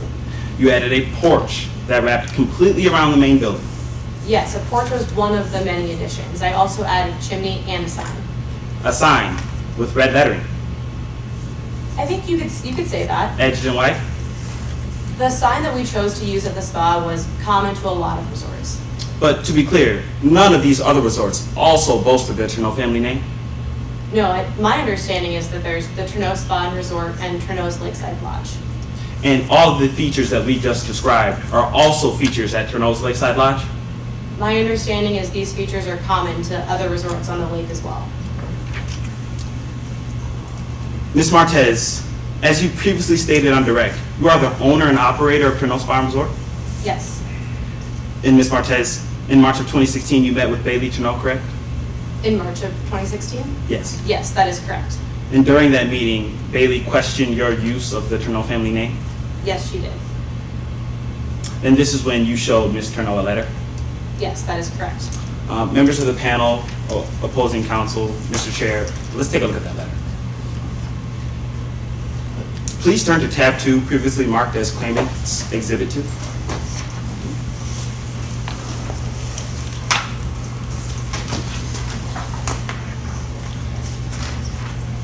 This letter was addressed to Don and Ann Trudeau, correct? That is correct. This letter is not specifically addressed to the spa, No, it says Dear Don and Ann. nor does this letter reference future owners of the spa. That is correct. And when you received this letter, the spa was a luxury hospitality business. Absolutely. The spa did not have a lakeside presence, At that time, the spa did not have a lakeside presence. and the spa did not have its own fishing guide. At that time, no. Just to be clear, Ms. Martez, you are not referenced at all in this letter, are you? No, I was not around in 1987. Thank you. You may close the file. Ms. Martez, this year the spa has been doing quite well, correct? Yes, that is correct. But while the spa is doing well, the bookings at the lodge are down. I've heard through the grapevine that a couple resorts on the lake are experiencing downturns. And you heard this from your experts' findings. Yes, that is correct. Findings that stated the Clarkson Lake area was relying on an aging demographic? That the Clarkson Lake specifically? That the Clarkson Lake area. Yes, typically guests that come to the lake are of the aging demographic. But you are not concerned with an aging demographic, are you? Not necessarily, no. The spa is primarily targeting that young, more city-oriented crowd. Because you market to this younger demographic. Absolutely. But you designed your lodge to look like a lodge from the 1940s. I wouldn't say that. To be clear, Ms. Martez, you were the one who intended the design of the lodge? Absolutely. And you intended your new property to look like everyone else on the lake? Yes, absolutely. And Treno's Lakeside Lodge is one of those properties, is that correct? That is correct. And now your new property looks similar to the lodge. I would say that my property looks similar to other resorts on the lake, which does include the lodge. That But is again, correct. oh, sorry, I didn't mean to cut you off. But again, none of these other properties also host the Treno family name. Yes, that is correct. And now you also offer fishing guide services, Yes, like everyone else on the lake, absolutely. including Treno's Lakeside Lodge. Yes, the lake is known for fishing. But you are the only place that employs Morgan Paul now. Yes, Morgan Paul has been a full-time staff member at the spa. Whereas before, he worked for a number of resorts on the lake, Absolutely. including Treno's Lakeside Lodge. That is correct. So now the spa offers the same services as the lodge. I would not say that.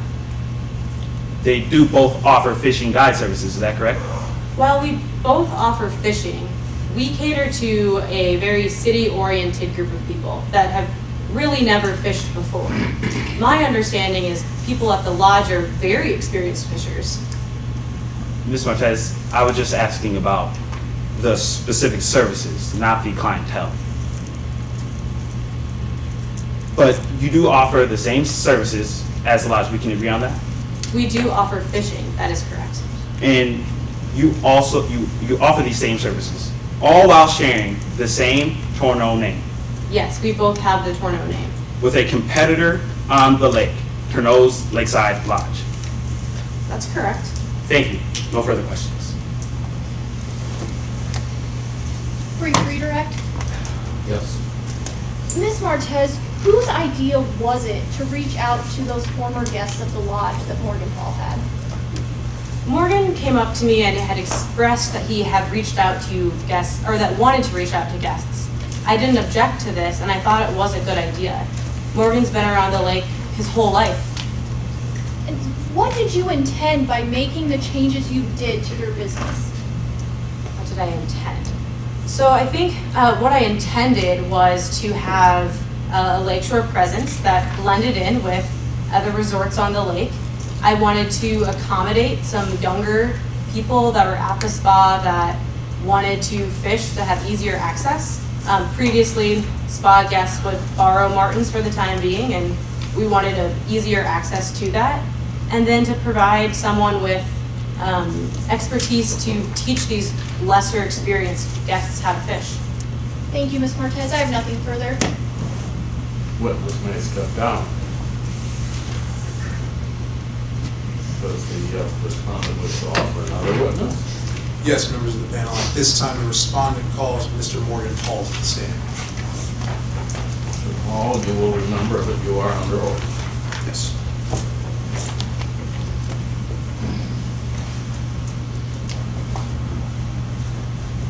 May I proceed? Please introduce yourself to the members of the panel. Hi, my name is Morgan Paul. Where are you from, Mr. Paul? I'm from the state of New Dover. I actually grew up right here on Clarkson Lake. What do you do for a living? I currently serve as the Director of Water Recreational Services at the Treno Spa and Resort. I also serve as the Assistant Manager in the off-season. When did you begin working there? It would have been about a little over a year ago, around Labor Day in 2016. Now, before that, where were you working? To be honest, really nowhere. I was kind of just drifting through my life. I was working a lot of odd jobs, part-time jobs, simply to try to make ends meet. But what I really enjoyed doing was taking guests at various resorts on Clarkson Lake on guided fishing trips on an independent contractor basis. Now, Mr. Paul, we've heard a lot of testimony here today about your role as a fishing guide at Torno's Lakeside Lodge, and I'd like to discuss that in depth. When did you first become a fishing guide? I became a fishing guide, I always tell people, when I was about 8 years old. My father was a full-time fishing guide at Torno's Lakeside Lodge, and from the time that I was just a small child, I went out on a lot of fishing trips with him. And I learned a lot about fishing, saw him teach people how to fish, and really grew a passion for it. So I've been interacting with guests on Clarkson Lake, you could almost say, my entire life. Did you ever work at the lodge like your father did? I did not, unfortunately. He had worked there for about 20 years as a full-time guide. I always thought Bailey might give me that opportunity. Unfortunately, I guess that she had different plans though. So just to be clear, if you never worked full-time at the lodge, what was your official role? I was simply an independent contractor. It was one of many resorts that I worked at. I worked on around almost every property on Clarkson Lake, and simply as guests would come to these different resorts and they'd want to go out on the water, they'd get in touch with me and I'd take them out. Mr. Paul, let's shift gears. Let's discuss your time now at the Torno Spa and Resort. When did you first hear about the opening for your current position? Again, that would have been back in the summer of 2016 when I received a call from Gabrielle. She let me know that she was going to be catering to a younger, newer, fresher market of people on Clarkson Lake, and a lot of the people she was going to be catering to were going to be people who, I guess, were more amateurs at fishing, and she really wanted a full-time fishing guide that was qualified to be able to interact with those guests. What happened next? She invited me over. It would have been, if my memory serves me correctly, the following day. We talked about the offer, and she actually gave me a tour of the grounds that day. And that was, from what I recall, it was Martin's. That was a property when I was growing up as a kid that was not extremely pleasing to the eye. And Gabrielle had really cleaned it up and truly had done a service to Clarkson Lake. Now, after you went on this tour, was that the end of the meeting? No, we talked more about the offer. We talked about how I would kind of fit into her business when the lake was froze over and what kinds of things I would be doing in the off-season months. We also talked about the fact that I still had a few jobs lined up with Bailey that I wanted to make sure that I could complete. So you mentioned remaining jobs. Let's break this down. You have this meeting with Ms. Martez. She offers you this position. Did you ever actually speak with Ms. Torno after this? Yes, I did speak with Ms. Torno. I let her know that I would be going to the spa, that I was accepting a full-time job there. However, I also let Ms. Torno know that I would be willing to complete those jobs before I started at the spa. Did you ever complete those jobs? She really had no interest in me completing those, so no, I did not. Mr. Paul, let's talk about the actual work, the specific work that you performed at the Torno Spa and Resort. Now, when did you officially start? After I had that meeting with Bailey, I really started right away. Because since she didn't want me to complete those jobs, I had nothing else to do. After you started, what happened next? After that time, after that time, I really was enjoying what I was doing at the spa. For the first time, it seemed like I'd finally caught a break in my life. I wasn't just struggling to make ends meet. I was finally kind of in a career. And because I'd been on the lake since I was 8 years old, interacting with people who were fishermen, I just wanted to give those people a call and let them know that if they wanted to go out on a fishing trip, I was now working full-time at the spa. You mentioned that you reached out to customers, former customers. How did you contact, how did you contact these customers? Oh, I mean, it was very simple. I simply reached out and gave these individuals a call.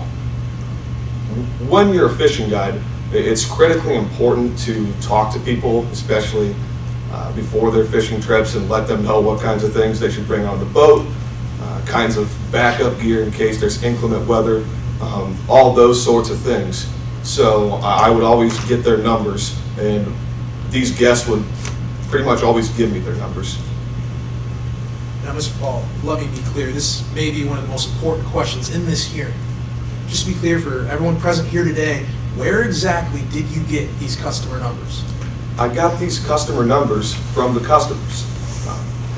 Being a person who's been on the lake since they were 8 years old, working with my father and as an independent contractor, I knew a lot of people and developed friendships with a lot of these people. And I simply wanted to call them and let them know where I was working.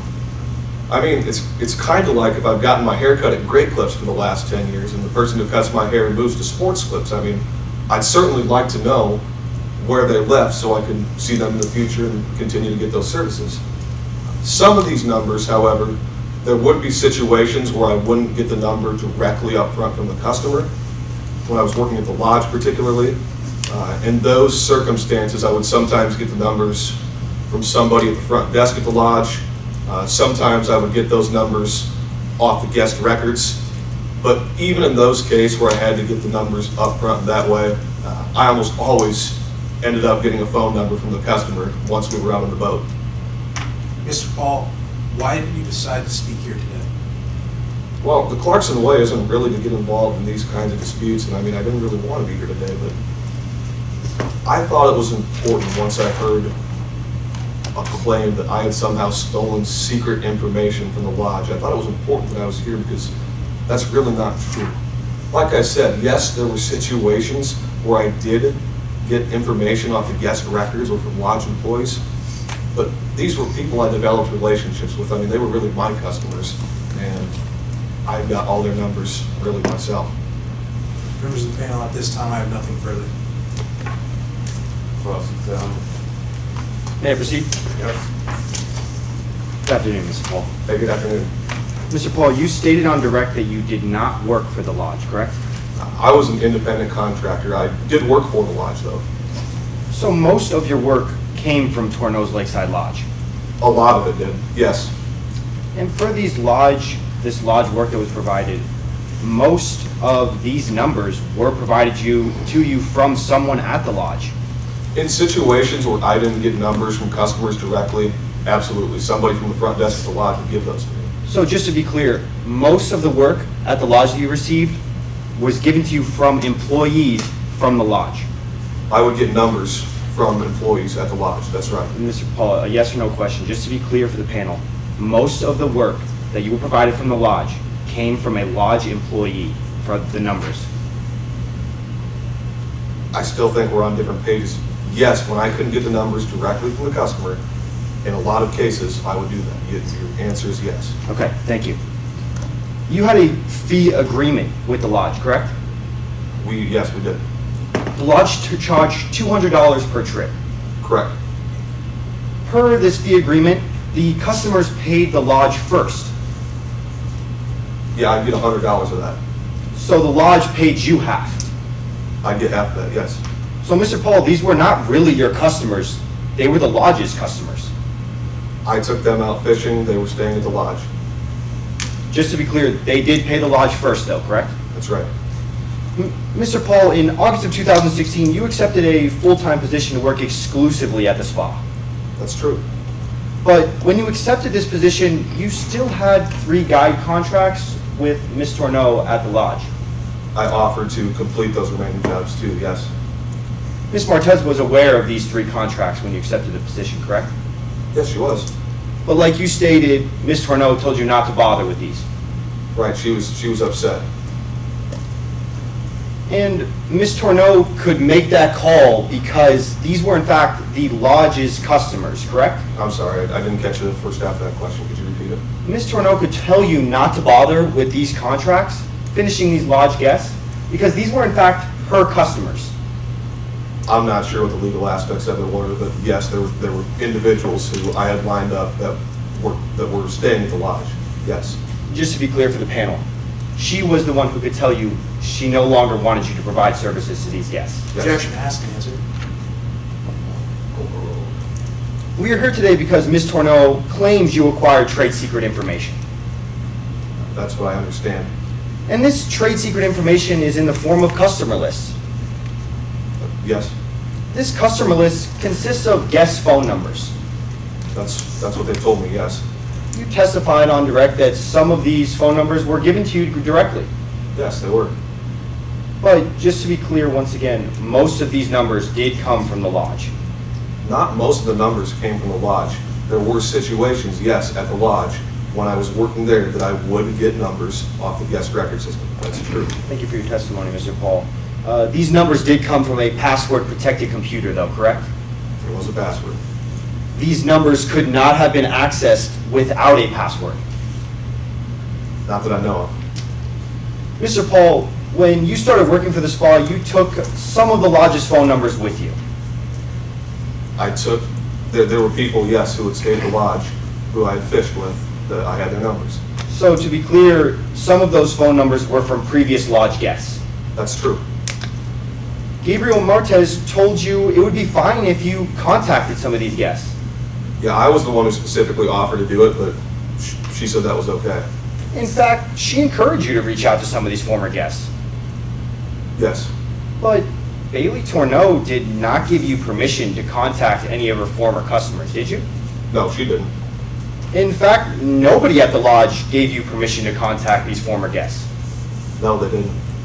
And it was not until after this arbitration was filed that Ms. Tourneau or Ms. Martez told you to stop getting in contact with former lodge guests. I'm not sure. I'm not sure what that day was. But she did tell you to stop getting in contact with former lodge guests, correct? At some point, yes. Thank you. No further questions. You're running a read, correct? Very briefly. Mr. Paul, we're getting into the weeds here. Where did you get these customer numbers? As I've tried to make clear, when I went on fishing trips with guests, I would almost always form positive relationships with these people and end up getting their cell phone numbers. Many of the situations, I got their numbers before we ever even went on the boat. So even in these situations where I did get numbers off the guest record system at the lodge, I still independently would have gotten those numbers myself afterwards, once we were on our fishing trips. Now, opposing counsel asks you if you were ever given permission to use these customer numbers in your phone. Were you ever prohibited, directly told not to use these numbers? Not at all. I have nothing further. You may be excused, Mr. Witness. Resume your seat. Does that conclude the respondent's case? Yes, it does, members of the panel. Do the parties wish to have a slight break to work on our summations? That Yes, would be Mr. Chair. fantastic. Accounting of time would be very much so appreciated as well. Sorry? An accounting of time would be very much so appreciated as well, Mr. Chair. Yeah, I'll give that another shot. Thank you, sir. So it's the respondent's opportunity to give the first summation. Yes, members of Are the you panel. ready? I am. May I proceed? You may.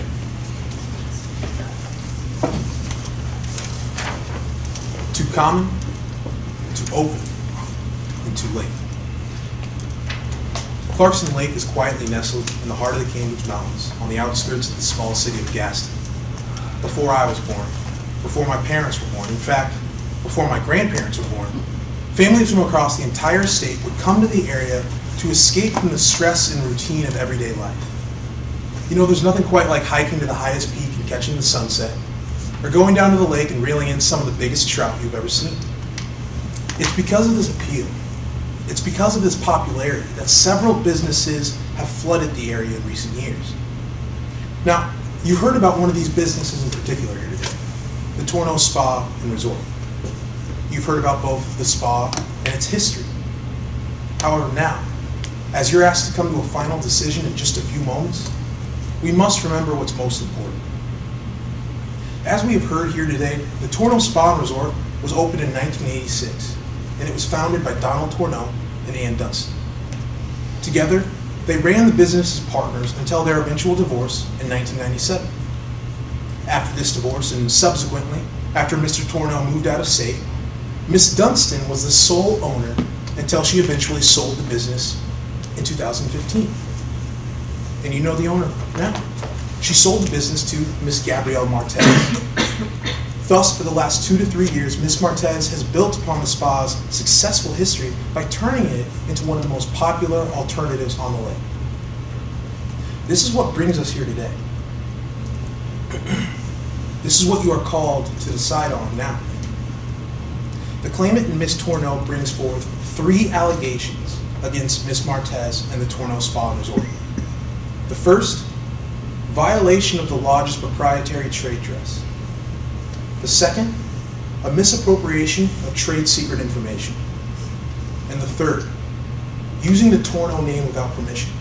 Or in other words, for our purposes, trademark infringement. Due to both the complexity and background of each of these claims, they will be examined separately while also discussing applicable New Dover law. Now, the first allegation that the claimant brings forth is the violation of a trade dress. Now, specifically, as we heard on that witness stand today, they state that the changes that Ms. Martez made to her business were too confusingly similar to the physical facilities found at the lodge. Members of the panel, all we have to do today to examine and come to a final answer on this issue is analyze a New Dover statute and a New Dover precedent case. New Dover statute section 320A.17 states that a claimant has a private right of action for trade dress when they can prove that their trade dress in controversy is distinctive and non-functional. That's the key phrase here, distinctive and non-functional. Furthermore, they must also prove that their trade dress was used without their consent and in a manner that would likely cause consumer confusion. So, how is this statute applied? Well, fortunately, the state of New Dover has a precedent case that exactly answers that question. Whiskey Jack Saloon v. Jake's Whiskey Bar states that, well, in it, the claimant, Whiskey Jack's, alleged that the defendant had wrongfully adopted its uncommon, unique, cowboy, Old West themed style of bars and restaurants. Now, here, the court noted that there would likely be consumer confusion, especially given the similarities between the two parties' names and this uncommon theme, this cowboy Old West theme. Because I'm the respondent today, I speak to you first in summations, and therefore I have to anticipate what opposing counsel is going to say to you in just a few moments. But truly, I know what they're going to say.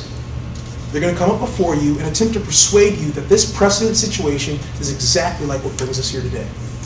However, that could not be further from the truth. Let me be clear. Let me make my case clear. The trade dress that was at issue in this precedent case was uncommon, was unique, was distinctive. This was an Old West cowboy-themed style of bar. Members of the panel, this wasn't your typical Applebee's, TGI Fridays, or Red Lobster. No, the defendant knew that this was meant to attract a specific customer base and tried to take advantage of that. That didn't fly.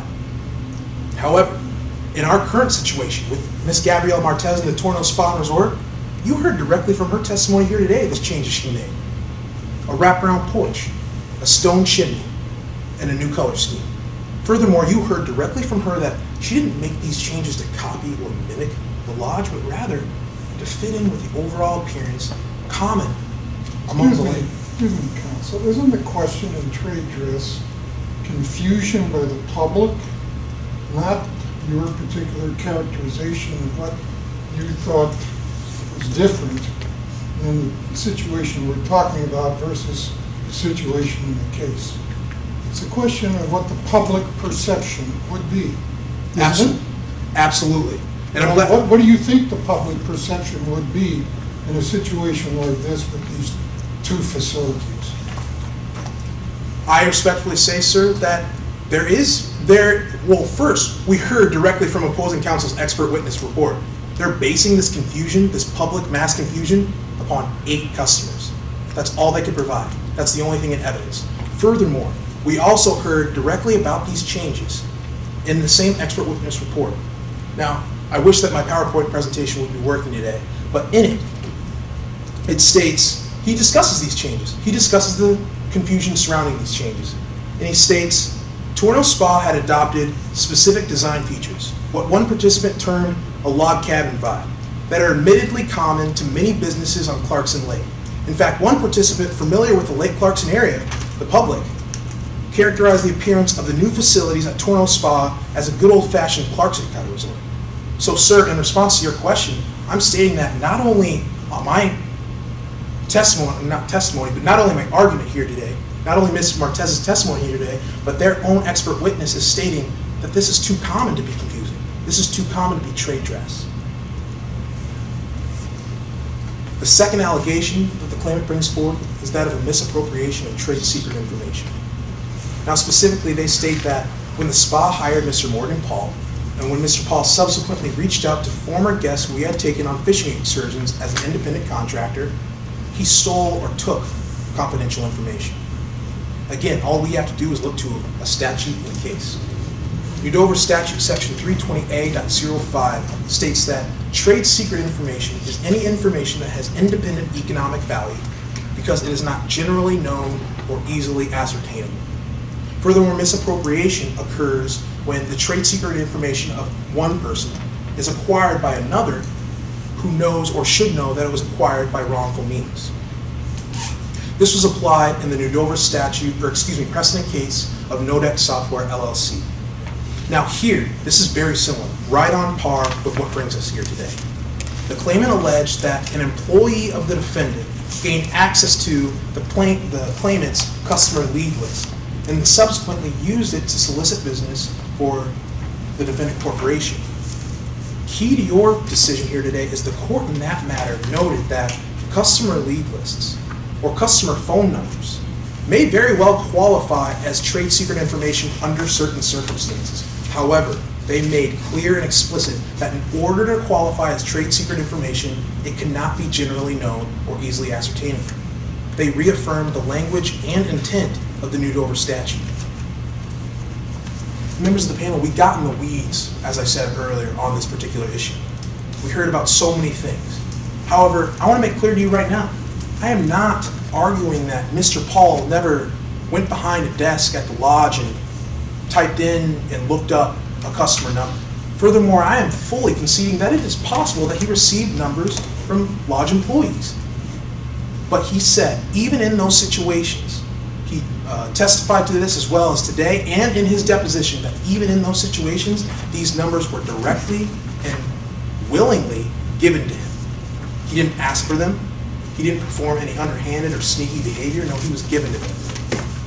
Isn't it true that the general rule in the law is that in order to qualify as a trade secret, there has to be reasonable efforts made to maintain strict confidentiality, so that, for example, you see cases where people rifle through locked cabinetry in order to gain access and so on. So, yes, sir. Is your proposition that the immediate accessibility of this material takes it out of the realm of trade secrets? I'm glad you bring that point up, because my proposition to you today is, in addition to the testimony we heard about how common and how widespread these numbers were accessible, the same case that I noted to you said that a database with a username and password is this generation's idea of a lock and key, idea of protection. However, what opposing counsel is trying to persuade us today, that because they had a username and password that has not been changed for over a decade, that someone who was not fully an employee, someone who was an independent contractor, could go behind their desk at any hour of the day and simply type it in. They want us to expect that that was enough to protect this customer information. So I pose to you, is that truly a lock and key? That's more like locking the filing cabinet and leaving the key right on top. These numbers were too open. The third and final allegation the claimant brings forward is that of trademark infringement. In their words, they state that the Torno Spa does not have authorization or permission to use the Torno name. Before we get into the law on this particular issue, I want to remind you of a few key facts and an occurrence that we heard directly in this hearing today. The facts are as follows. The Torno Spa opened in 1986. Ann Dunstan and Donald Torno were given permission to use this name for their business. Ann Dunstan continued to use the name attached to the business while she was the sole owner, a woman who was not a Torno. And I'm not just saying that. You heard that directly from the testimony of Miss Bailey Torno.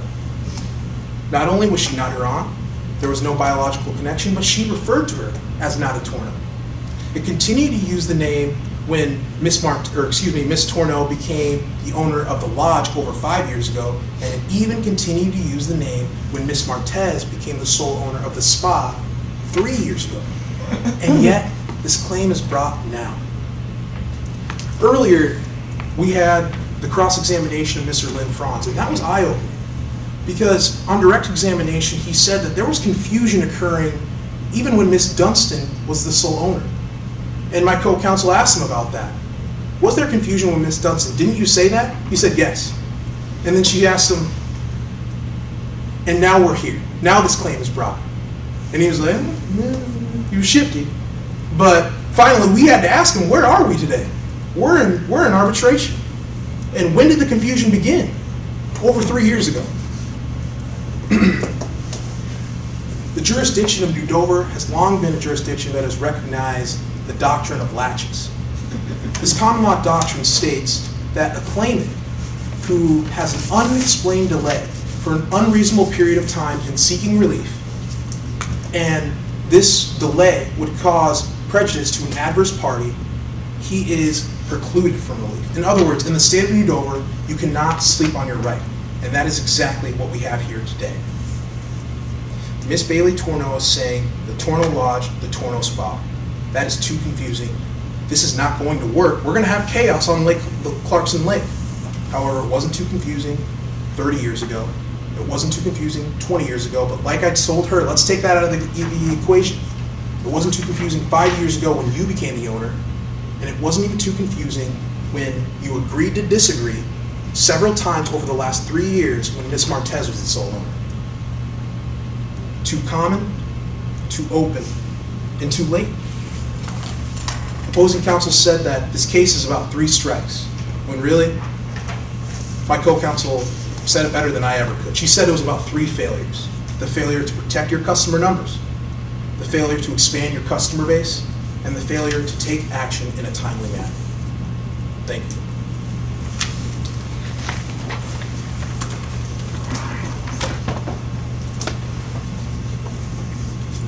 Claimant wanted to set up something. Yes, sir, thank you.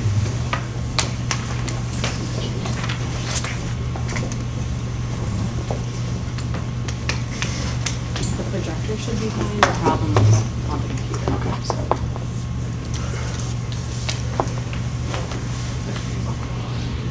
Time almost exactly. Probably 1 second. Yeah, very good. Is that okay? Yeah, you know what? I like it a little better. This is better for us. This is better for me too, I Yeah, there was something about the other, maybe the red background. Just Make sure this thing works. Let's see what the second slide says. You may proceed. Thank you, Mr. Chair. Members of the panel, opposing counsel, at the beginning of this arbitration, my co-counsel Xavier Burns explained to you that 3 strikes have occurred. 3 strikes created customer confusion. Strike 1 occurred when Miss Martez continued to use the Torno family name. Strike 2 occurred when Miss Martez imitated the lodge's fishing guide services. And strike 3 occurred when Miss Martez intentionally copied the lodge's exterior features. Members of the panel, the respondent has come before you today and attempted to provide you with a history lesson about the spa. But that does not change the fact that the Doctrine of Laches does not apply in this case. Bailey Torno did not unreasonably delay her claim because individually, none of these strikes warranted the true cause of action that we are worried about today. Instead, Bailey commenced this arbitration when she knew that when Miss Martez was still using the Torno family name, she had also now imitated the lodge's fishing guide services and intentionally copied the lodge's exterior features. This unique combination of 3 is what has made Torno's Lakeside Lodge the most well-known spot in the Clarkson Lake area for the last 70 years. With the evidence and testimonies you have heard in mine today, I'm now going to walk you through our client's first claim and explain to you why Tourneau's Lakeside Lodge's total image deserves to be protected from Miss Martez's so-called luxury spa business. Sir, question.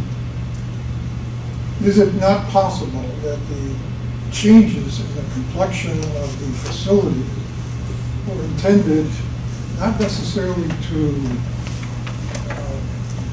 invade the space of your opponent, but to make it consistent and congruent with the general atmosphere of all of the facilities around the lake?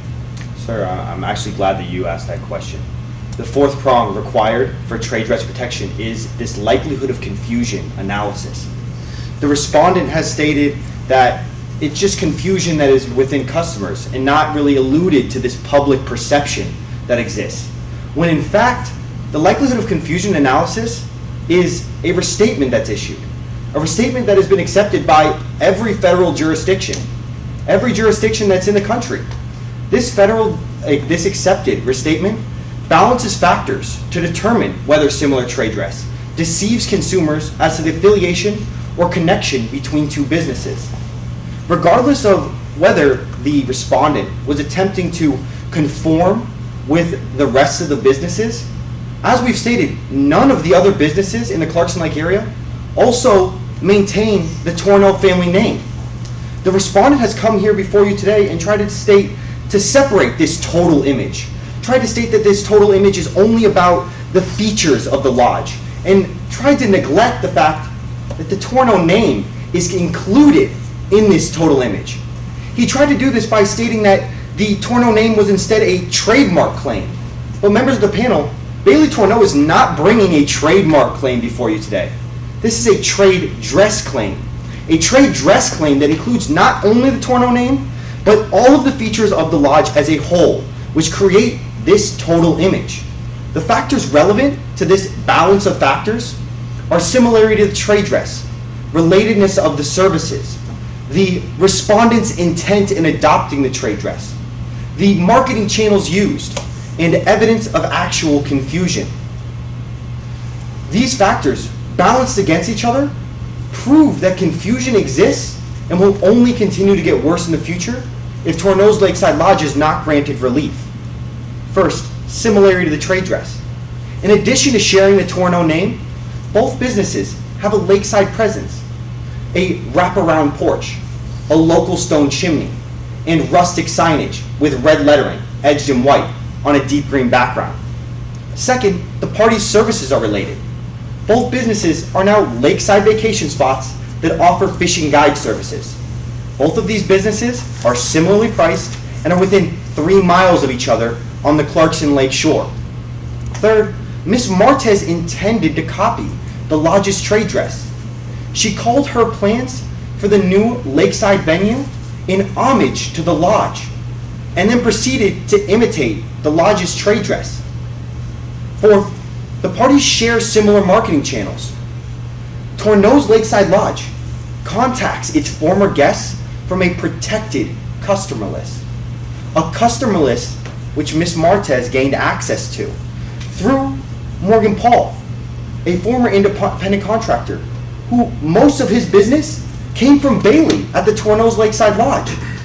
Additionally, the respondent has attempted to emphasize that her use of social media and websites have eliminated this likelihood of confusion because they're trying to reach out to this younger demographic, but Tourneau's Lakeside Lodge also maintains a web presence. Members of the panel, before we get into the likelihood of confusion analysis though, we have to ensure that Tourneau's Lakeside Lodge's trade dress is distinctive and non-functional. Two words that the respondent threw away rather quickly and neglected to provide you any real analysis. The trade dress in this case of Tourneau's Lakeside Lodge is distinctive. To define this distinctive characteristic, we know it's when consumers mentally associate a product's trade dress with its source. Again, I want you to keep in mind that this total image and this association is not only the trade dress of the building, this trade dress includes the Tourneau name. This entire collection is the trade dress as a whole, this total image. Earlier today, you also heard Lynn Franz tell you that on Clarkson Lake, Tourneau's Lakeside Lodge is king. No other place comes close to the size and prestige of the lodge. For 70 years, the Tourneau Lakeside Lodge model has produced unmatched sales and growth in the Clarkson Lake area. The unique combination of fishing at Clarkson Lake while staying at a classic lakeside fishing lodge, all well under the Tourneau family name, is deeply rooted in customer association. Even though the lodge atmosphere and fishing guide services are common to other businesses on the Clarkson Lake area, none of them have ever also prominently boasted the Tourneau family name. The second prong required for trade dress protection is non-functionality. Trade dress is non-functional when competitors do not need a feature to effectively compete in the market. I'd like for you to consider a baseball. The stitching, the leather, and the sphere shape are all essential to the use and purpose of this ball. These features are functional and are not protected under trade dress law. However, competitors distinguish themselves in the market by combining the functional features necessary for the use of the ball with other non-functional features. These non-functional features include things such as a unique color combination, a unique type of leather, or a specific logo. Well, you're not suggesting that an outside porch around the facility is a non-functional element, are you? No, sir, I'm not suggesting at all that a porch is not a non-functional element. The respondent is absolutely correct. A porch, a lakeside presence, and a chimney are all absolutely necessary functional features for every fishing lodge. However, a porch that wraps completely around the building and is set with old-time rocking chairs, a chimney that is made of stones local to the Clarkson Lake area, and rustic signage with red lettering, edged in white on a deep green background? No, sir. These are not necessary for every fishing lodge. These are non-functional features. If Ms. Martez were to eliminate these non-functional features, it would still be a fishing lodge, and it would still maintain its competitive presence in the Clarkson Lake area. Chimney is a non-functional item? No, sir. I'm telling you that a chimney that is made of local stones to the Clarkson Lake area, a unique stone that came directly from and that Tourneau's Lakeside Lodge has had for 70 years. Ms. Martez certainly could have built her chimney out of bricks, out of stones from another region, or from any other place she could have built this chimney out of. But Tourneau, from stones from the Clarkson Lake, these are unique stones that are clearly identifiable. And these local stones are what make this chimney non-functional. What testimony is there in the record that says they're unique? In the testimony, we hear that these are local stones to the Clarkson Lake area. We know that these local stones would not have been talked about in several depositions about being these types of local stones. They would not be identified as, they would be identified as stones if they were not identifiable as these local stones to the Clarkson Lake area. Otherwise, they would just be a stone chimney instead of, as we said, local stones to the Clarkson Lake area. The third prong required for trade dress protection is a lack of consent. The respondent has stressed that the Donald Tourneau Sr. consented to the spa's use of the Tourneau family name. But members of the panel, that is just it. Consent to use the Tourneau name was given to a luxury spa business, not a fishing lodge. From the spa's inception, it was always positioned as the non-fishing alternative available in the Clarkson Lake area. Ms. Martez has attempted to emphasize that her spa and Tourneau's Lakeside Lodge still serve two separate sets of customers. But this is simply no longer true. During the 2017 fishing season, Morgan Paul admittedly reached out to annual lodge guests to convince them to stay at what has become Tourneau's Lakeside Lodge's biggest competitor. Members of the panel, do you really believe that Donald Tourneau Sr. intended for the Tourneau name to be used by a competing fishing lodge when in his letter, he stated this was to be used as a spa warming gift on their luxury hospitality, luxury spa business. As the respondent has stated, we are going to address Whiskey Jack Saloon versus Jake's Whiskey Bar, a New Dover Supreme Court case that addresses trade dress. In this case, the defendant absolutely did adopt distinctive decor and appearances similar to the plaintiff's old Western-style drinking establishments. Once again, the respondent has failed to allude to the fact that the Torno name is also included in this trade dress protection. The Torno name is in fact the fundamental asset of Torno's Lakeside Lodge's total image. He stated that the old Western-style drinking establishment was much different and much more unique. But as we have stated, the Torno name is what brings in customers. It is what customers recognize, and it is a part of this total image. The changes Ms. Martez has made to the Torno Spa and Resort have exacerbated this confusion, because with the Torno name, now there are all of these similarities and all of these confusion that come together in the eyes of this total image, the eyes of this luxury lodge atmosphere now, compared with the fishing guide services, along with the Torno name. Members of the panel, this brings us to our second claim, misappropriation of trade secrets. New Dover law does define a trade secret as any information that has independent economic value because it is not generally known or easily ascertainable and is the subject of reasonable efforts to maintain its secrecy. Additionally, New Dover law creates a private right of action for misappropriation when without express or implied consent, a trade secret is wrongfully acquired and used. Members of the panel, in the case Nodex Software Inc. versus Current Pass LLC, the court recognized that existing customer lists do have independent economic value. Torno's Lakeside Lodge has had a customer list, and it's been building economic value for the past 70 years. Additionally, Nodex Software held that a password-protected computer is a reasonable measure to safeguard the secrecy of existing customer lists. When Morgan Paul worked for the lodge, he was trusted with access to this economically valuable information. Even though the username and password has never been changed, Nodex Software required a username and password. These username and password was here, and it did protect the customer list, which was the economically valuable information. Additionally, Morgan Paul was only supposed to use these willingly given guest numbers to perform his contracts with the lodge.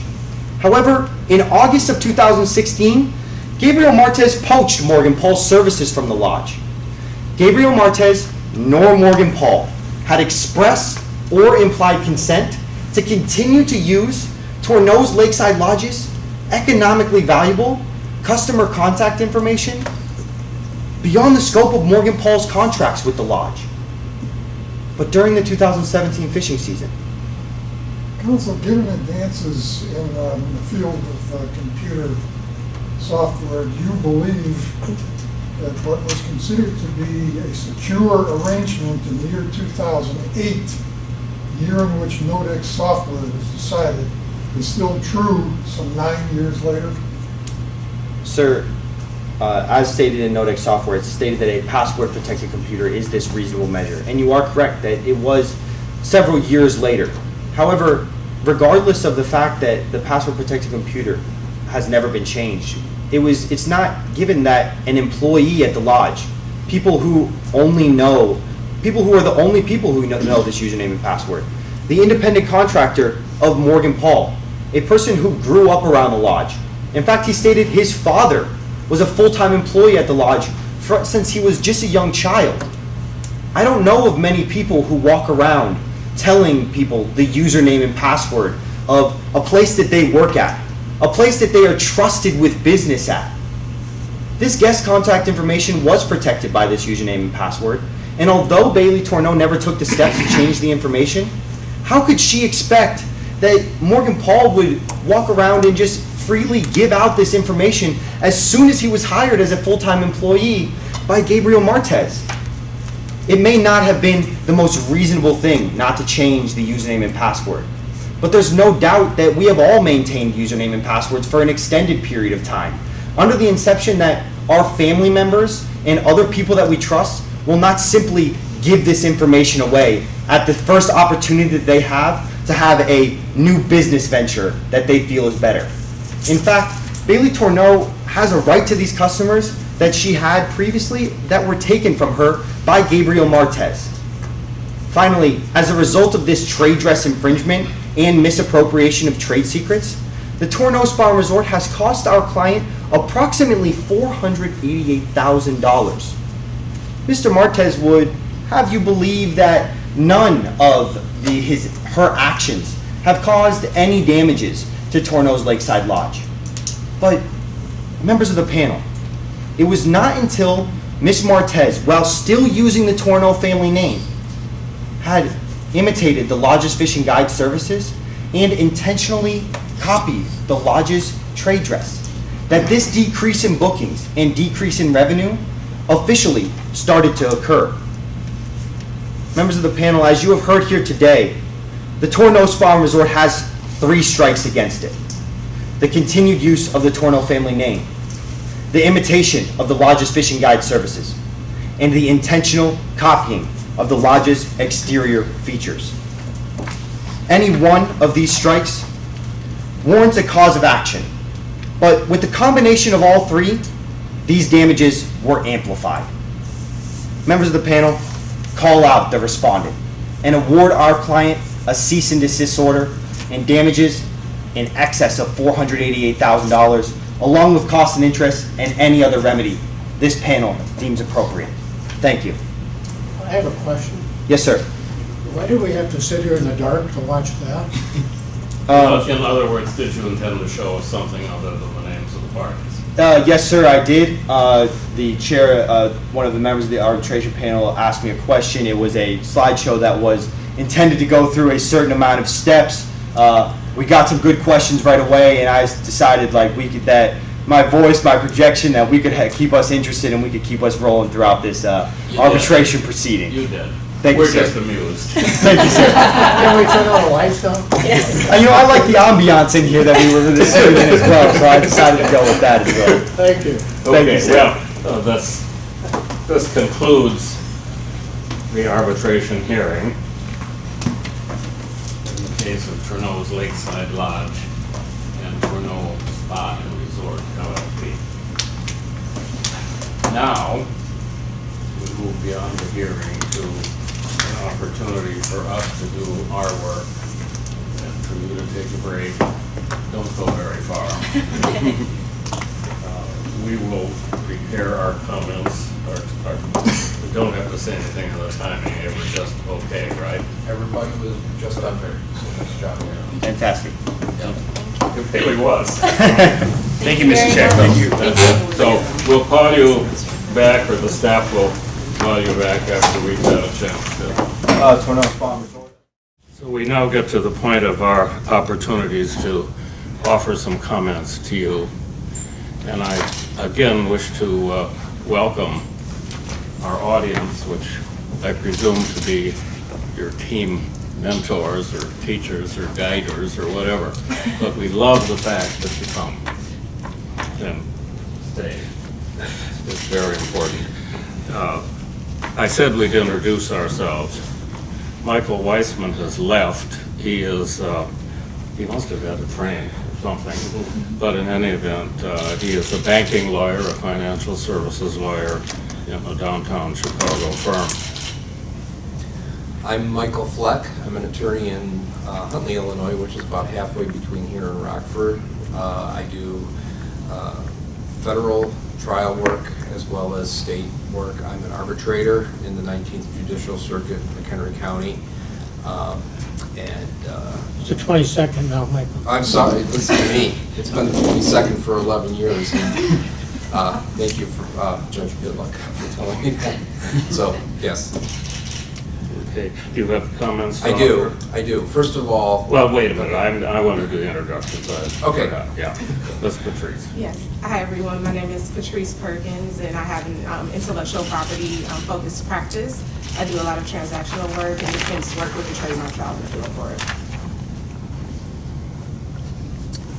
And Judge Pitlock. I'm Haskell Pitlock.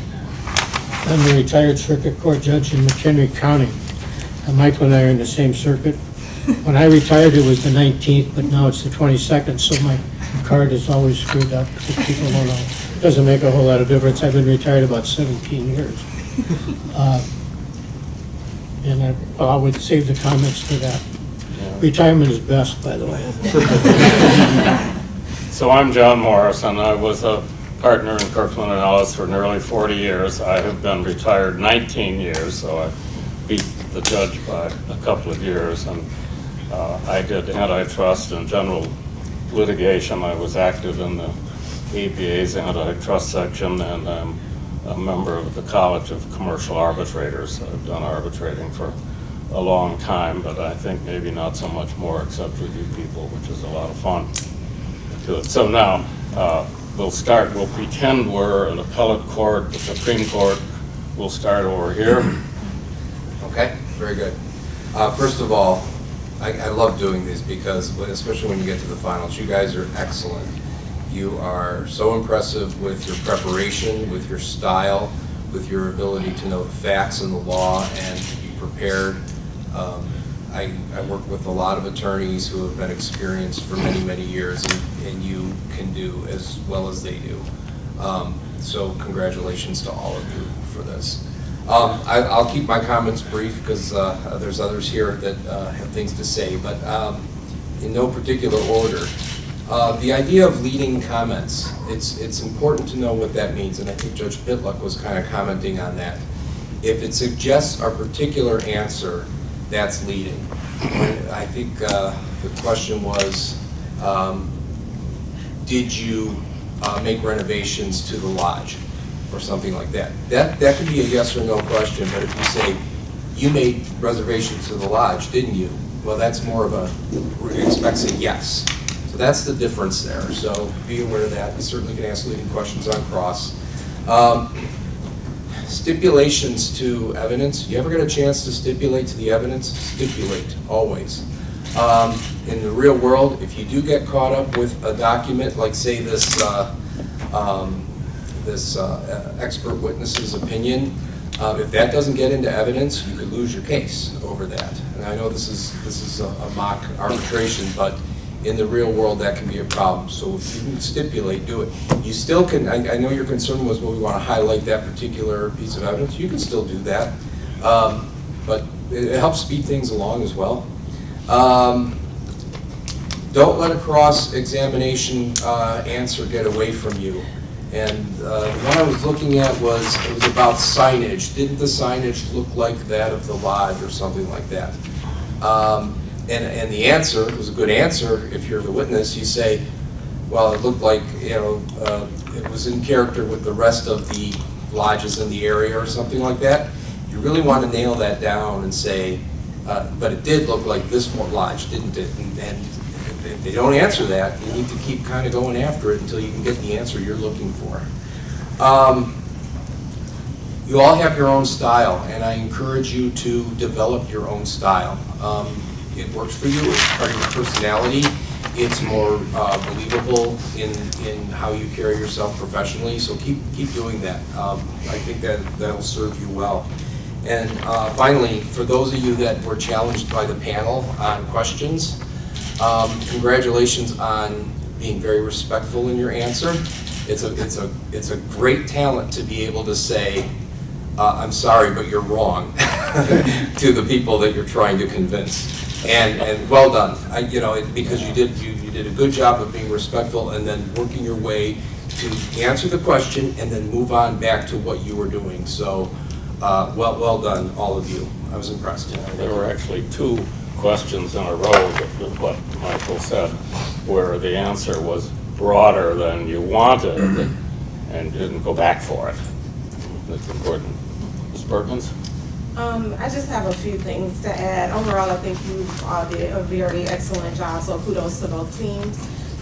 One thing that stuck out with me about your openings, I thought the use of the visual to establish the timeline and the transition of the Tormo name was especially compelling because we're already here trying to listen and focus on you, and it gave us one less thing to have to sort out. And so I thought that was excellent.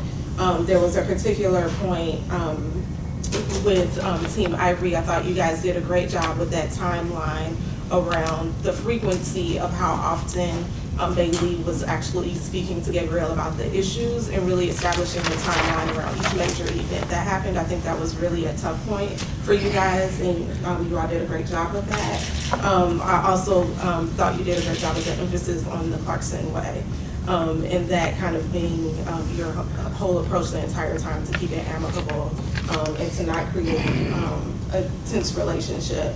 And then lastly, on the summation, over here, you all did that, when you brought up the point about not having changed the passwords for, I think you said at least 20 years or something like that, I thought that was a fantastic loophole that you threw there. But I thought it was a very strong point about the fact that, yes, you kept it under lock and key, but was the lock and key effective? And I thought that was strong.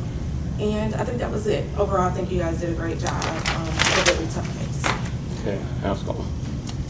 We've done a lot of these, and I gotta say, you two are probably one of the best, if not the best we've had.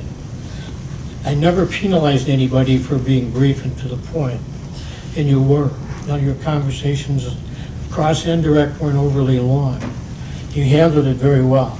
I have to disagree with Michael on one thing. Are any of you interested in criminal law? Okay. You may not want to. What did you say? I said, if you're hiring. I'm retired. I told you that.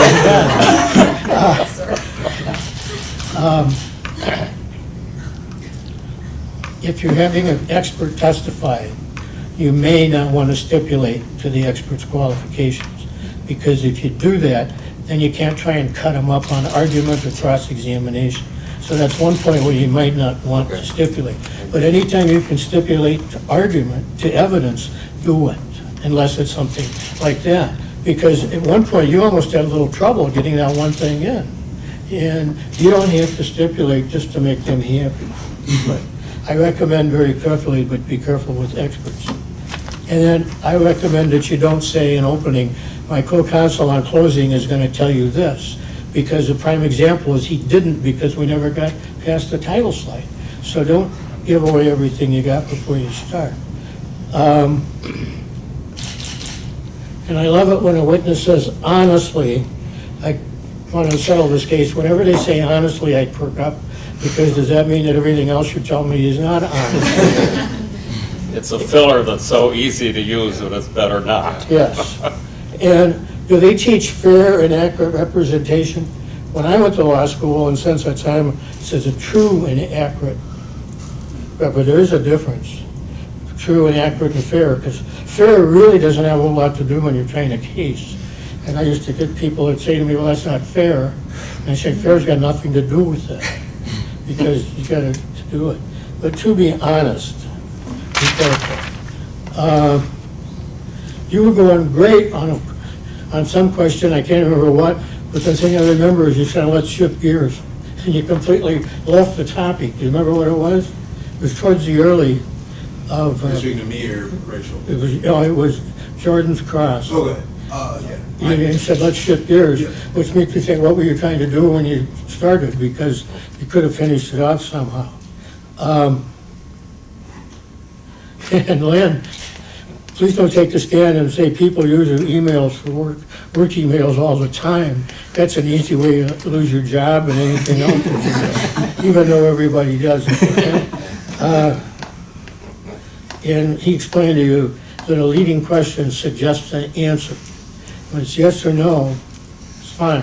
I almost interrupted, but I didn't want to. As soon as he said yes, and then he starts to ask, I can't remember who asked the question.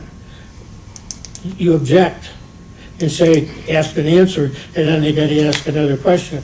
And what that does is basically makes them calculate what they're doing. You just wanna screw up. You don't use hypothetical questions anymore. Did they ever teach hypothetical questions? You all had evidence? You got a year to go in law school? Or is this your final? Yeah, good. If you don't take evidence before you leave, you're not very smart. Yeah, and I took the bar with somebody who went to Harvard and never took evidence. Clerked for a federal judge. But evidence is great, but and hearsay is offered to prove the truth of the fact and issue. If it's not hearsay. And if somebody tells you something and you say that, you can say what they say, but you don't know if it's true or not. But that's what they told me. And if you work with your clients or your witnesses, they'll be able to tell you that. I would check that out, fair account, and true and accurate. Let's see. And this, you all said this a lot. We agreed to disagree. I'm not sure what that means, but where did it get you except here? So how do you agree to disagree when you still haven't solved the problem? I could actually say that if I were arbitrating this case, if it took us over an hour to settle it, I'd be shocked. How many, you play both sides. Which side do you like best, claimant or respondent? Respondent. What? Respondent. I'd say claimant, but I mean, once you get convinced by your case at a certain extent, you think they know what But think about that. And then you said, an independent contract, was there a confidentiality agreement? Was there a non-compete agreement? He worked as an independent contractor. So then you ask him, did you get a W-2 or a 1099? Or if he was a fishing guide, he probably would tell you he didn't get anything. Just got the cash. But that's something that you make them think about. Why did he come here today? Probably because he was subpoenaed. You don't know that for sure, because he didn't really have anything to set the record right. You argued my case. What was wrong with that? I'm sorry.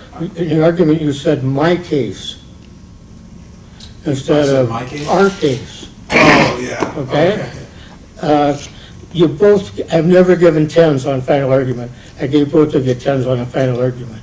You responded to his questions tremendously, even though some of them didn't do you a lot of good, but you used to know how to talk and how to get to where you were going. And never lied to a judge or a panel. It's not worth your career. Was there a statute of limitations? Did Laches apply? At the time of the discovery, was there a problem then? Will changing the name of the lodge spa solve the problem? Who knows, but that's something to talk about. And if there's a non-complete clause and there's no confidentiality, and he got those things, some of them may be quasi-legal. I love the analogy of closing the file cabinet and leaving the key on top, and I will use that sometime, I assure you. But, and I'll credit you. That's all that I have, and I'm just going to say, when he finishes, if you have any questions for us, I'd like to hear them too.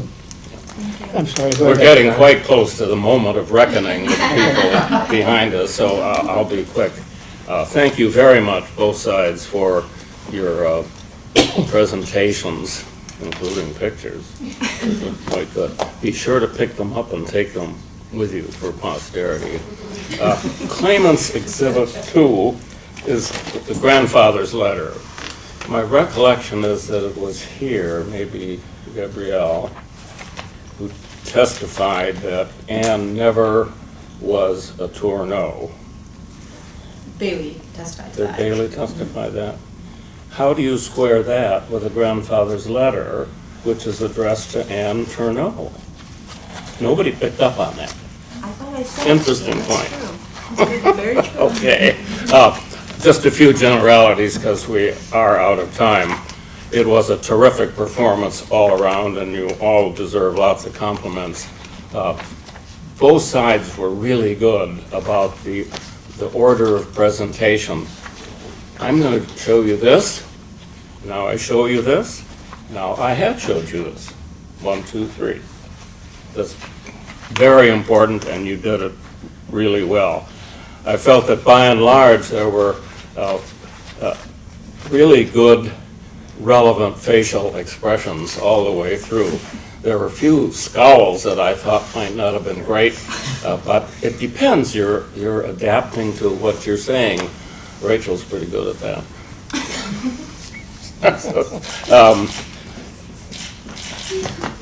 A lot of passion came through, and it pays off. It's very good. Passion combined with expression, I made a note of. The outlines. I think it was Alex that said thank you for your testimony. I believe I did. You don't do that. No. No. Not a good idea.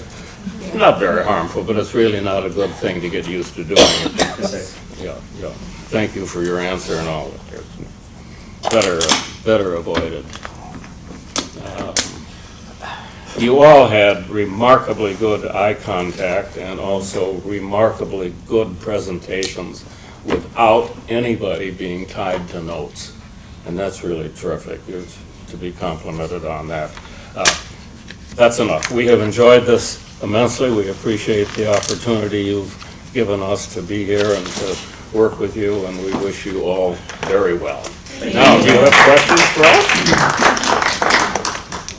Not this time. Yeah. Okay. You'd rather know what's back here.